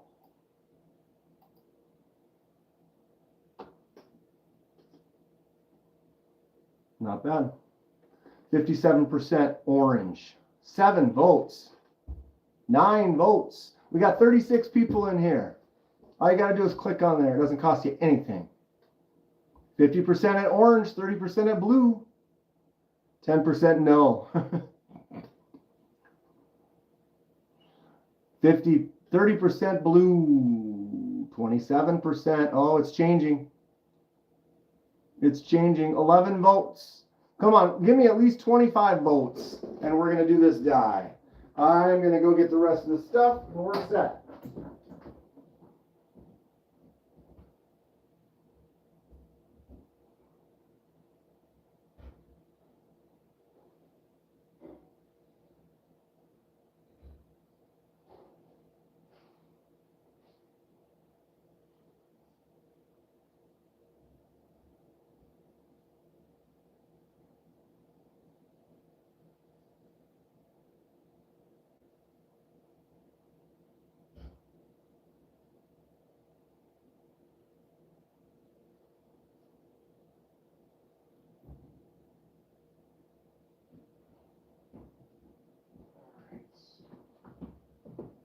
I should probably put this down. All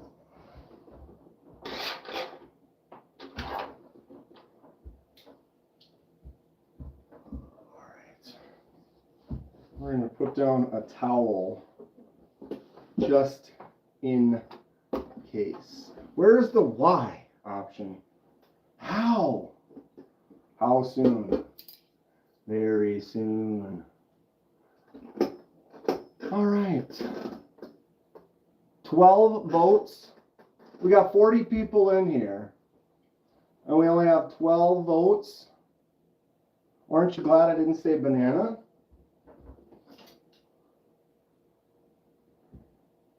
People don't like voting, apparently.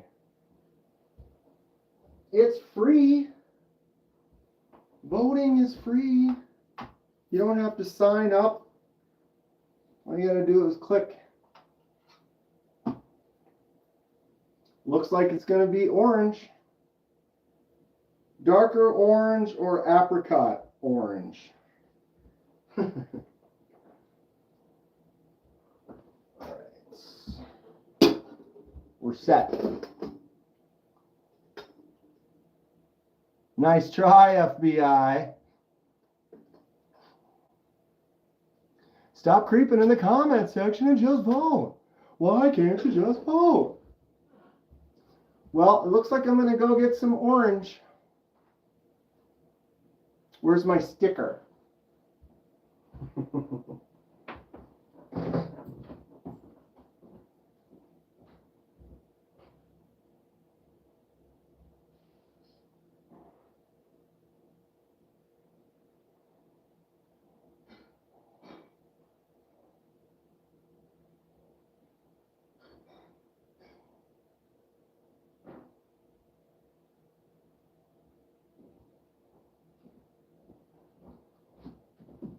Got a fresh jar. Dark, dirty pumpkin orange. Please make it a darker orange. We can do that. The shade of the dye is never the actual color that it will become. It's always a little different. Be very careful with dye. If you spill dye on something you do not want to dye, it will definitely stay that color forever. And if you could care less, then you will never spill on it, because it only spills on things that you do not want to get dye. So we're going to heat it up on the hot plate. We're going to get it nice and hot, but it does not need to be boiling. You can have it boiling, but I don't recommend it. I think that's too hot. Some materials like micarta, if it's really thin and you're really, really hot, it might soak in faster and start to warp a little. So I don't recommend.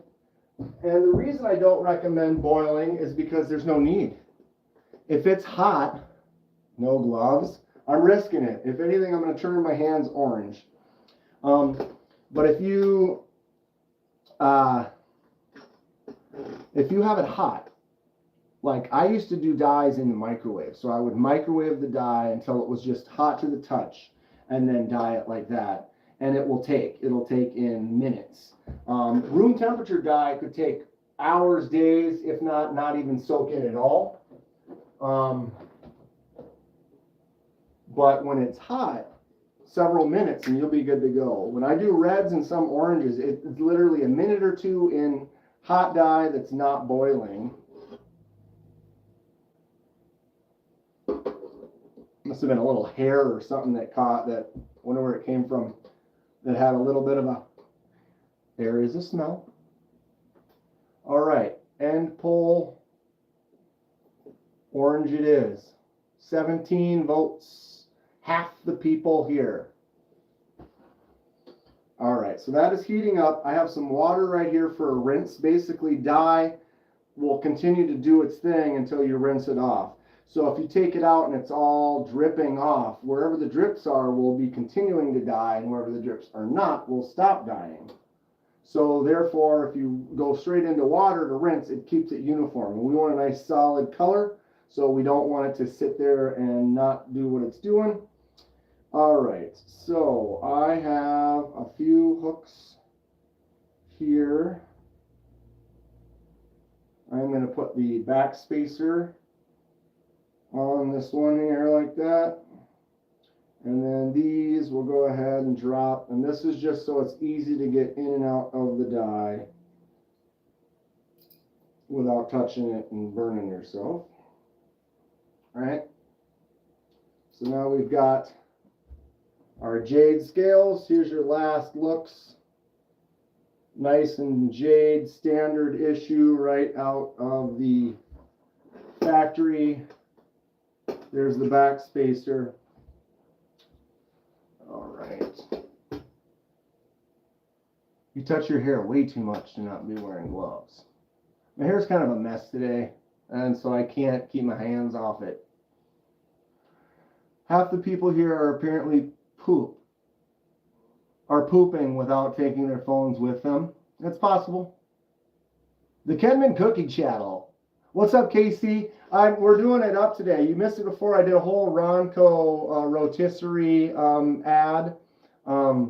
We did a shipwreck. The shipwreck pen and Civivi are now currently in this container, shipwrecking. We'll at least wait till tomorrow to open that up. And so I had two Civivi mini Asticus, and one of them was copper, the other one was jade. We're going to do a swap. We're going to take the jade one had a Damascus blade, and the jade one had the Damascus in the black, and the copper one had the all silver. We are going to do a swap. So we're about to dye the jade and then put it with the silver, and then the shipwreck is going to go with all the Damascus. We're being mad scientisty today. Phoneless 90s style dumps are gaining popularity. Nah. Who does that? Who does that? All right, we are almost there. Like I said, it does not need to be boiling. So I like to get it close to boiling and then turn it down so I know that it's kind of in a good place. I used to do it on the stove out there, which is gas. And so it would leak the flame, and when you put it on low, sometimes it would go out, and then you don't notice it went out, and then you're not heating, and the dye gets colder. This way you can get a nice, just get it to the temp you want it at. Starting to get a little rolling steam, so that means it's about to boil. So I'm going to turn it down a notch or two, and we are ready. Who's ready? All right, I'm looking at the clock. And I'm going to put them in, so we're going to time it, see how long we actually have it in there for. I think the back spacer will go quicker because it's thick this way and you're doing them that way versus this side. It's denser, so it won't need to be in quite as long, but probably about the same. All right, here we go. We got the jade. I'm going to put the good side up, so it has the most reaction with the dye. And we're going to go in, and I'm going to swish them around a little bit because you don't want any air bubbles. Any air bubbles that are on there is a spot that the dye is not sitting. And if, like, there's an air bubble right here and there's dye everywhere else, when you take it out of the dye, that air bubble pops off, and now there's a spot that did not get dyed. Since we want a nice uniform color, look at how orange they are already. Instantly orange.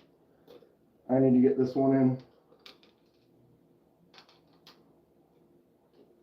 Here we are, and now we're sitting, and I got to turn this down because it is getting close to boiling, and we do not need that. So I'll bring it down another notch. Here we are. One of the orange ones I've done before. This send cut right here. Do we want it darker than that, or about the same? Lighter? Cooking with Benny Boy. All right, we're cooking here. We've got it going. We've got a little rolling boil. We need to turn it down just a little bit. We don't want it quite that hot. I'm going to bring it all the way down to 1. Oh my goodness, stuff's really happening now. The new Mr. Wizard? Bro, Mr. Wizard is Don Herbert's. I watched every single one of those. Of course I did. Anybody else remember Mr. Wizard back in the day? You can't do that on television? Wow, that is really...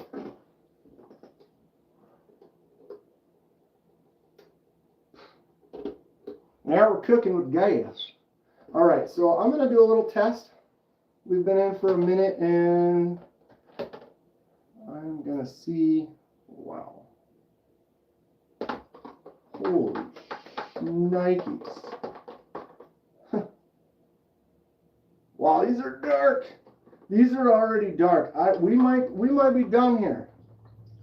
We might be done here. I'll rinse them off quick. Neutralize the dye that's on here. We'll take a look. And you can tell me if we want to keep going or we're good. Towel. That'd be orange. Orange. Orange.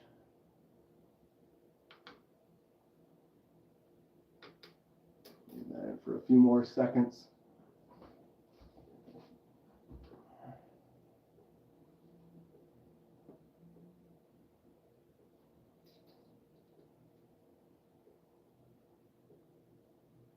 Do we want it darker than that? I don't know how much darker it's actually going to get. That's actually pretty dark already. Medium rare. Put them back in. Another couple of minutes.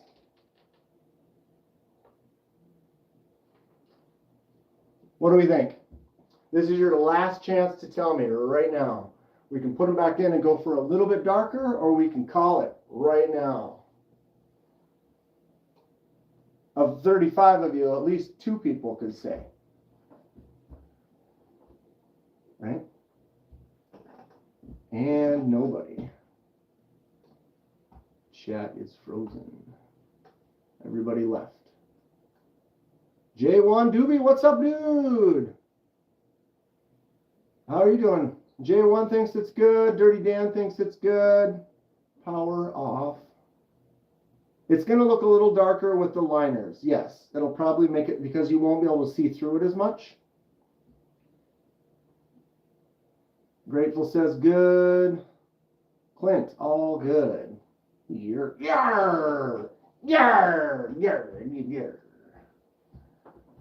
It isn't the yar, but it's to see, to see. Is that hot dog flavored water? And new. Black liners, orange scales. Yeah, but black liners, shipwreck. Or silver liners, shipwreck. The black liners are probably going to look better with the shipwreck because the shipwreck looks like old and shipwrecky. And then if it had bright silver liners underneath it, I don't know. Because you're right. Black and orange, definitely nice. Definitely nice. And what's going on with you, Hate Nate? Okay, so I'm going to get this out of my world. It's the safest move. Put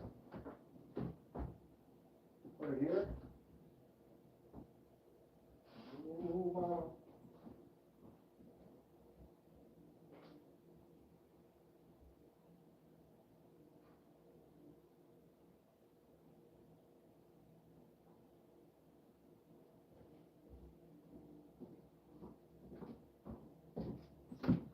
Dude, total like 180, but look at this hot sauce bag. You guys remember I made hot sauce the other night? Look at this. Excuse me. Ooh, it's hot. I breathed in some ammonia. Yeah, so I've got it vacuum sealed in here, and I've already bled some air out. But look at this, all that gas that's formed up in there. Woo! It's mama.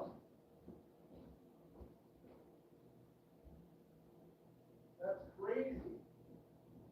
I had to rinse my hand off quick. A little bit of that juice leaked out the bag. But isn't that crazy? I saved the dye in a jar. I do. Kathleen, we did a shipwreck and a dye project. We're having a blast. This is the new idea that I started with. I think I'm going to start doing, I've been having fun doing lives and stuff, but I love doing projects. I'm not actually filming, so like right now I just did a dye project yesterday. we did the Grateful Dong Draxor, put the red on there. So it ended up not being a video for the channel, but I already have 60 some videos of dye projects. And, you know, it's like, well, we could still have fun on the, I don't know, it's just a new idea. I'm liking it.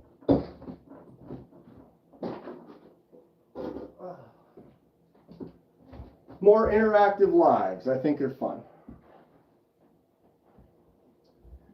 All right.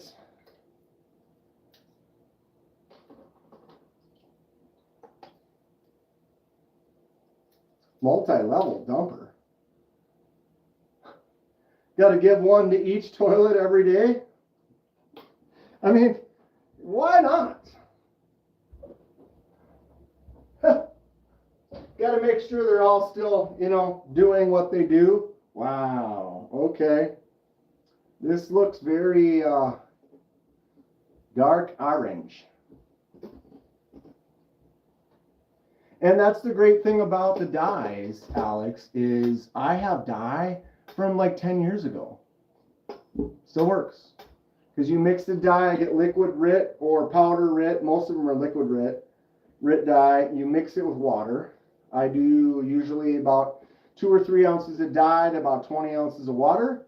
And then you put it in a jar. And so every time you use it, you dump it back in the jar.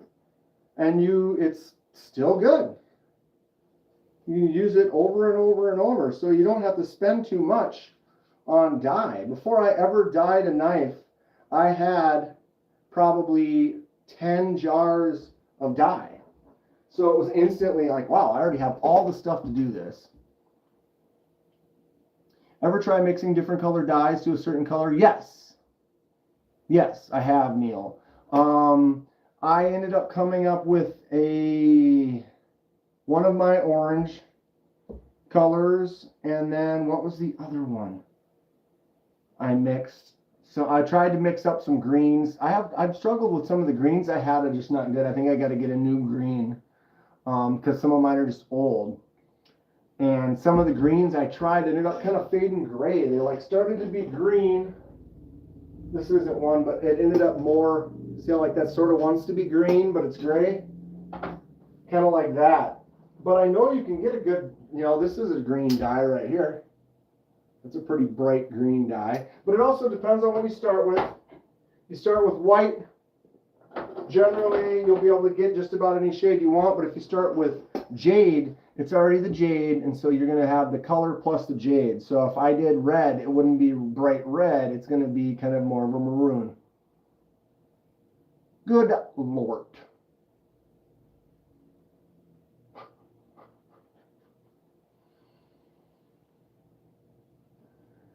Kathleen, whenever you have time and you're free and you're feeling good and you want to join, that's great, you know, but everyone, you got to take care of yourself. Make sure you're doing your thing. Spend time with family. Take care of your own self. Make sure all is good, you know. Never worry about not being able to show up to a live. It's always nice to see you. All right. What was once jade is extremely orange. Well, boom. Here we are. Here we are. 6:34. We still have time.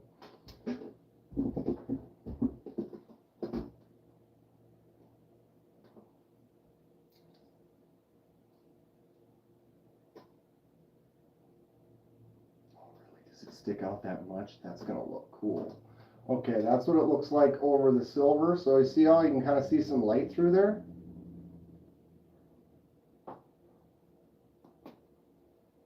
I'm not planning on using the black, but we can look anyway.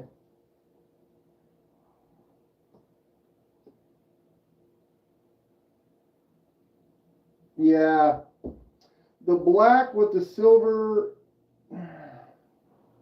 because we're going to put the silver blade on here. So that black doesn't really I think it's gonna look better with all silver.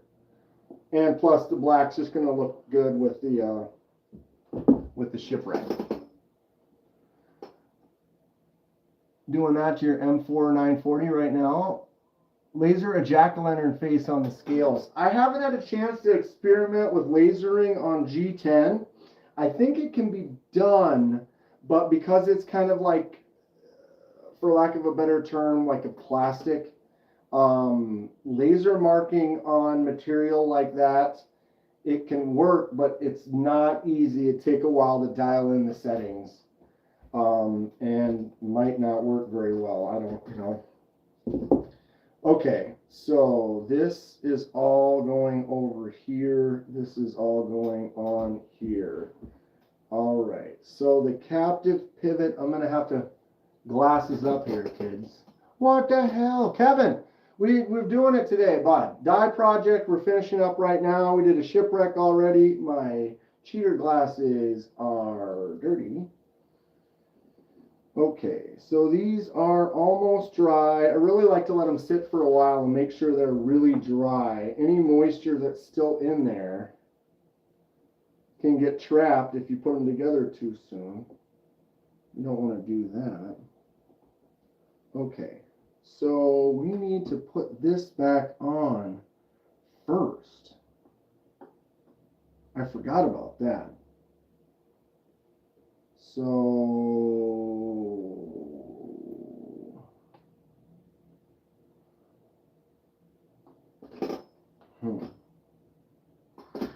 I guess we put the whole thing together without the scales. Just made a new recipe, egg roll bowl. That sounds great. Egg roll bowl. Now I'm starving. I'm gonna have to mod a Halloween carry sometime soon. Let's do it. I'll figure that out. I'm in. Okay, so I have to put this back together without the scales. Did I leave that one? Okay, yeah. So that goes in there. This one goes, no wait. That's already there. What is, oh. That one goes there. All right.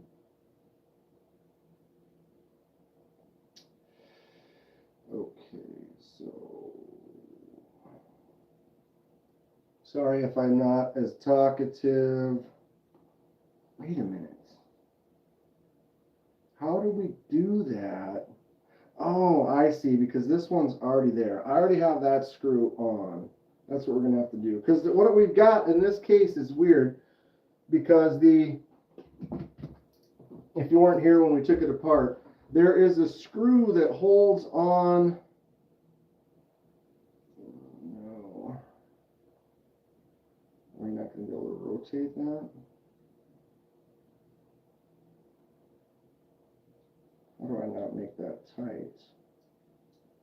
If I can't.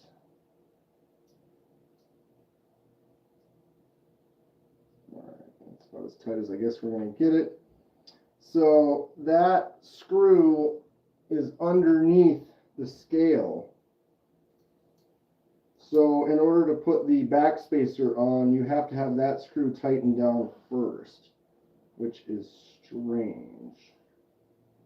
But then this is not the captive pivot side, which is good, because then I can put this in, because this one's backwards for some reason. Do you hear the weird logic that's going on? All right.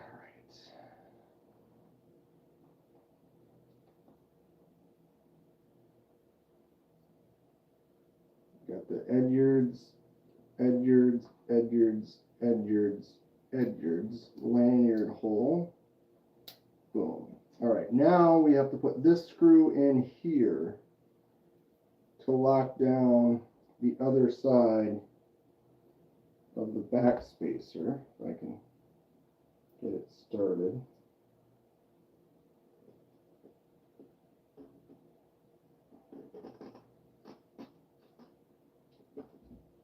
All right, Now we're talking. Now we're cooking with gas. I'm going to put the clip on this side. So that means I can put the bigger screw on this one and get it started just to hold that in, but not tight. All right, now we have stuff. We have things. How did I do that? I forgot that. Yeah, that's fine. Fixable. Fixable.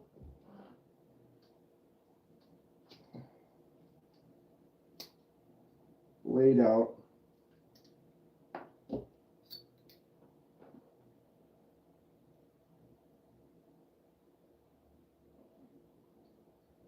Washers in, or bearings in. Blade back in.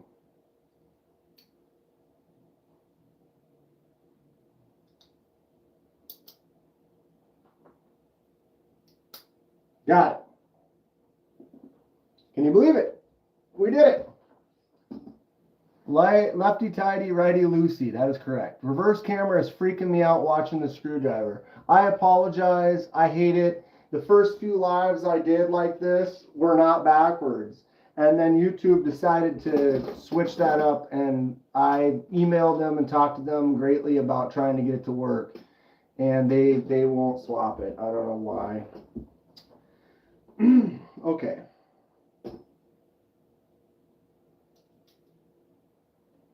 And now the captive pivot goes in here, which is weird. So we have to push this back out a little bit.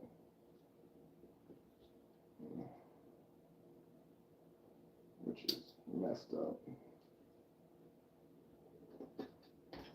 There we go. And then captive C down. I'm going to push it down and hold it down. And then fix this other side that's got messed up somehow.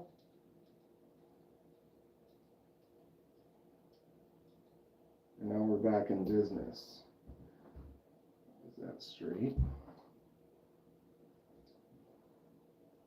Got the C and the captive pivot. You don't want to crank that down if it's not in the right spot. All right. So clip. Let me close that. Get the clip started. I haven't cranked everything down yet. I'm going to get it all started. And then we're going to crank it all. So now I'm going to go in and tighten the pivot all the way. A little over tight so that we can loosen it. That's going to push the blade over that way a little bit. And I know that's backwards for you. I apologize. And we'll go ahead and tighten this. The one body screw. And then we have the clip. I like to go back and forth with the clip screws because one gets tight and it relieves a little pressure on the other. And then we'll go back to this side and make sure that's good and tight too. Now that we've got it all done, I will loosen the pivot just a little, drop it to center, open it up. Make sure it's solid when it's open. That's what you want. If it's wobbly when it's open, you need to tighten it up a little bit more.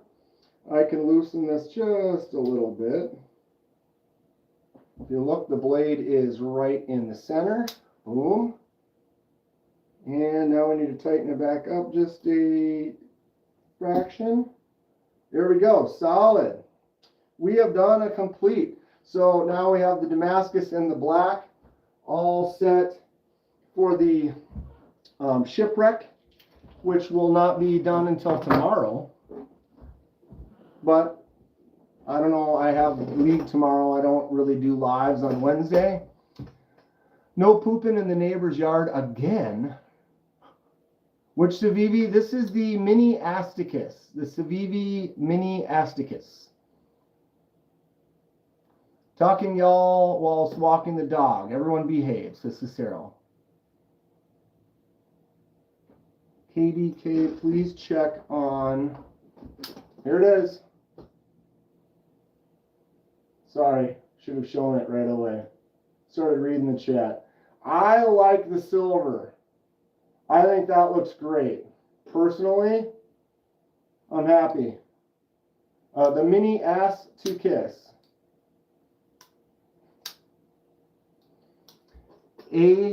Asticus. Asticus. Action's great. Boom. Maybe put a little oil on there. I think it's cool that the liners are just a little bit proud, a little bit bigger than the scale. So you can, from a side angle, you can kind of see it pop on the edge. I think that looks great. I really like it. And you can feel it on the top. Is it still moist? Moist towelette. She dry now. Nice hollow grind on there. This looks great. This was jade and Damascus earlier. Now, this.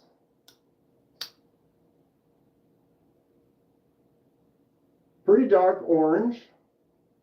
Almost has a red tone to it, but it's definitely a dark orange. It's darker than this too. I don't know if you can see that. Lighting doesn't show it well. When I hold this up, it's definitely a little darker than that last one I did. Flips out nice. Closes all right. Probably get a little oil in there and we'll be good to go.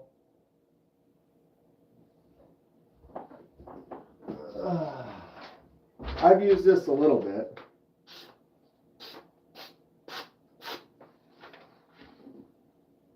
Razor sharp. I got a new knife to carry around here. Look at that. Okay.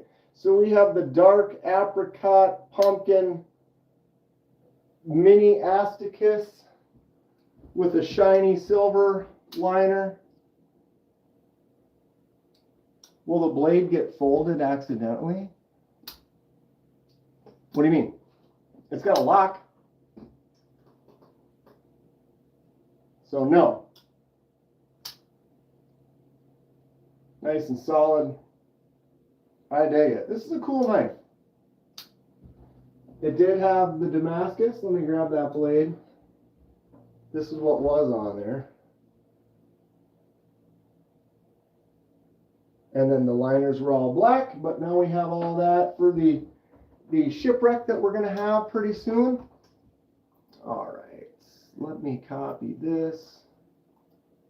Thank you all so much for helping out and giving some advice and thoughts on the projects today. It's been pretty fun. I enjoyed it. I'm definitely going to be doing more lives where we're going to be doing some customizations that you can be involved with. Okay, so copy. I pause my face. All right.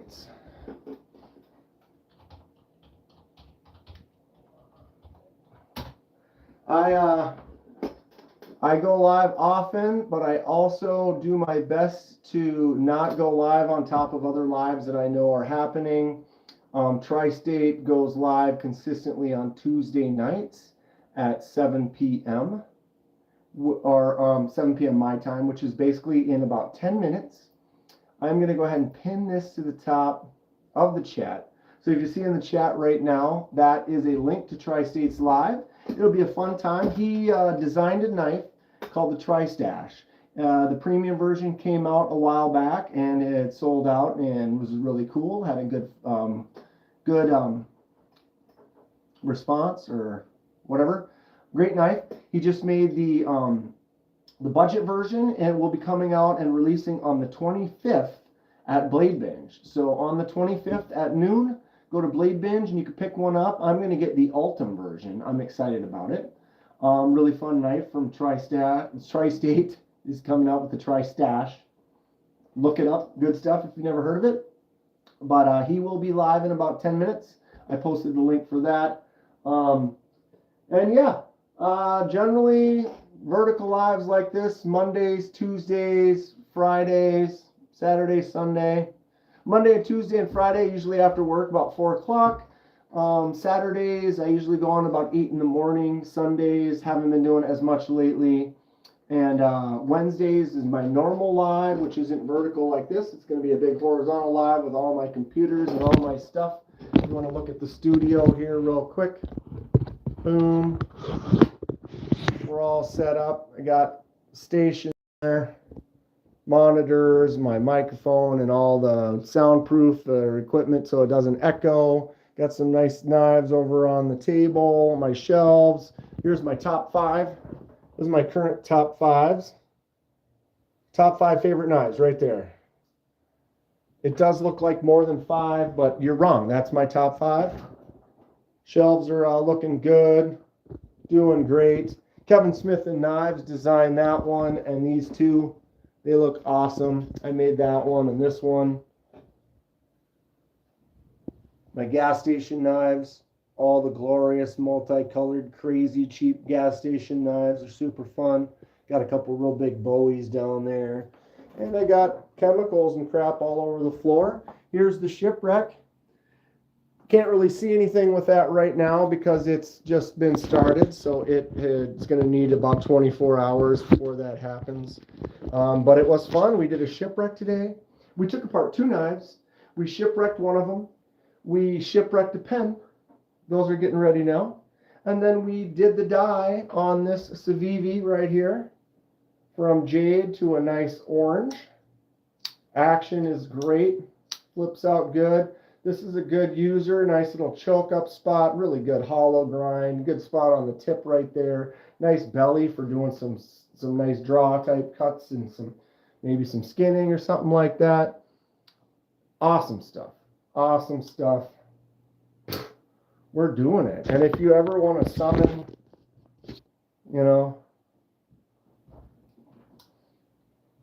demons to some,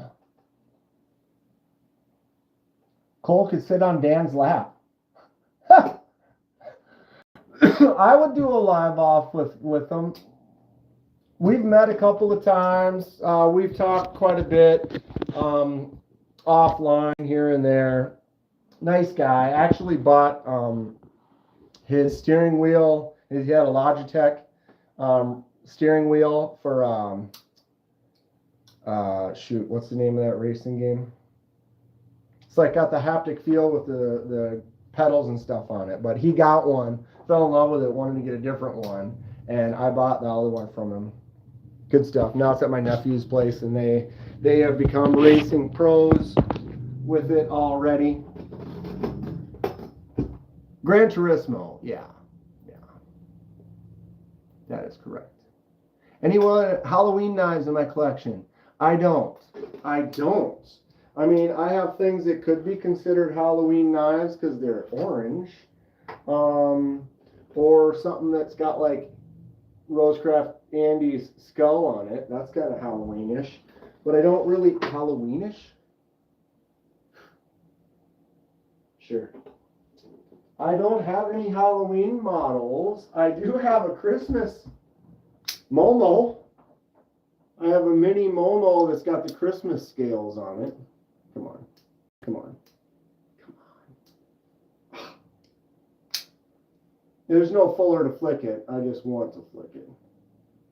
I'm not a huge fan of these Christmas scales, but I really like that this one was in the, what is this, S35 or S90? And then a titanium bolster with the gold liners. So I've been considering doing a different set of scales that aren't Christmassy. But that's the limited edition Christmas Momo. But yeah, I don't really have any Halloween themed knives. I would be interested if there was a cool one. Sometimes though, it's like, it depends on the theme. Like if it just has like bats and jack-o'-lanterns on it, it's kind of a stamp. I'm not really as into that. But if it has some cool, like, I don't know.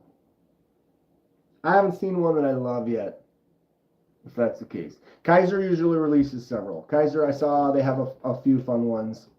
We'll see. I might pick one up. A folding machete called the Voorhees. Would it be like this shape like this right here. Is this what you're talking about? This kind of a shape? I mean, because if that's what you mean,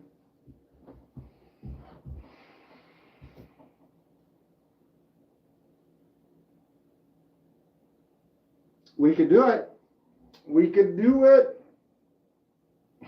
But how do you fold that into that? It would have to be like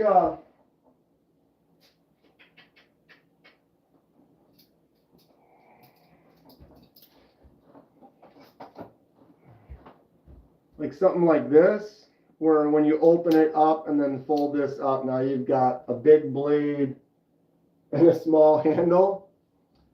So you could make it something like this, where it's got one of those.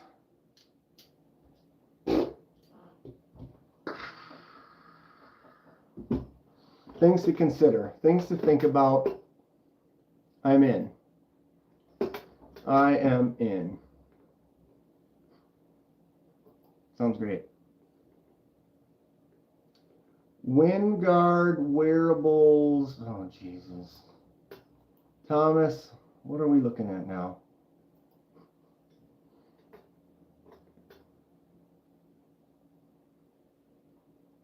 Oh.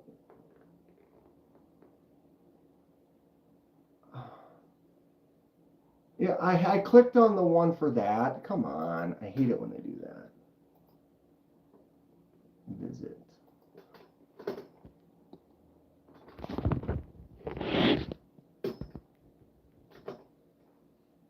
The love handle.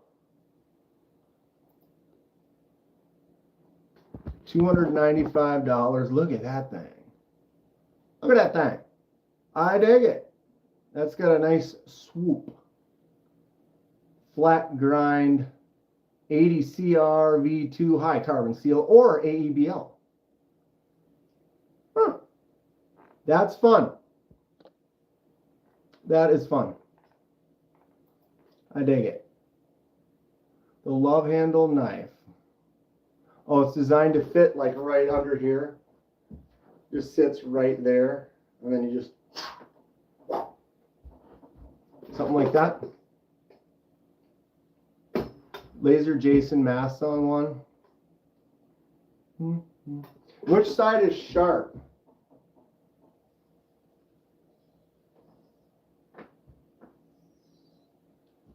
Neither. Neither on this one. Dude, this is like the $4. You can buy this at Walmart for like $5. I mean, is it any good? No, but a young kid wanting to go on his first camping trip, you go to Walmart, buy one of these for $5 and just hack it and probably hurt themselves playing with it. Probably. But yeah, for those of you who have seen part 2, which side is sharp? They definitely cut with the back on a couple of those scenes. Put down the machete and back away. All right. Tri-State is about to start. So I'm going to go over there. I got it linked up in the top of the chat. You can go over there, click that, and go over and watch Tri-State. The Tri-Stash is releasing in a couple of days on the 25th. Pick one up. Terry from 1931 Leatherworks is Orlock just released. That's at Concept. Pick one of those up. And Dylan Mallory's Karis from it's at White Mountain Knives and Artisan Cutlery. That also dropped. Awesome knives. Pick them up. Thank you all for hanging out with me. We did a couple of fun things today. More of this coming in the future. Check it out. I have full videos and breakdowns of some of the projects that I do. And we're going to be doing a lot of crazy stuff in the future. Check it out. Thank you all for hanging out. We'll see you over with Tri-State. Stay sharp. Have a good evening. We'll see you soon.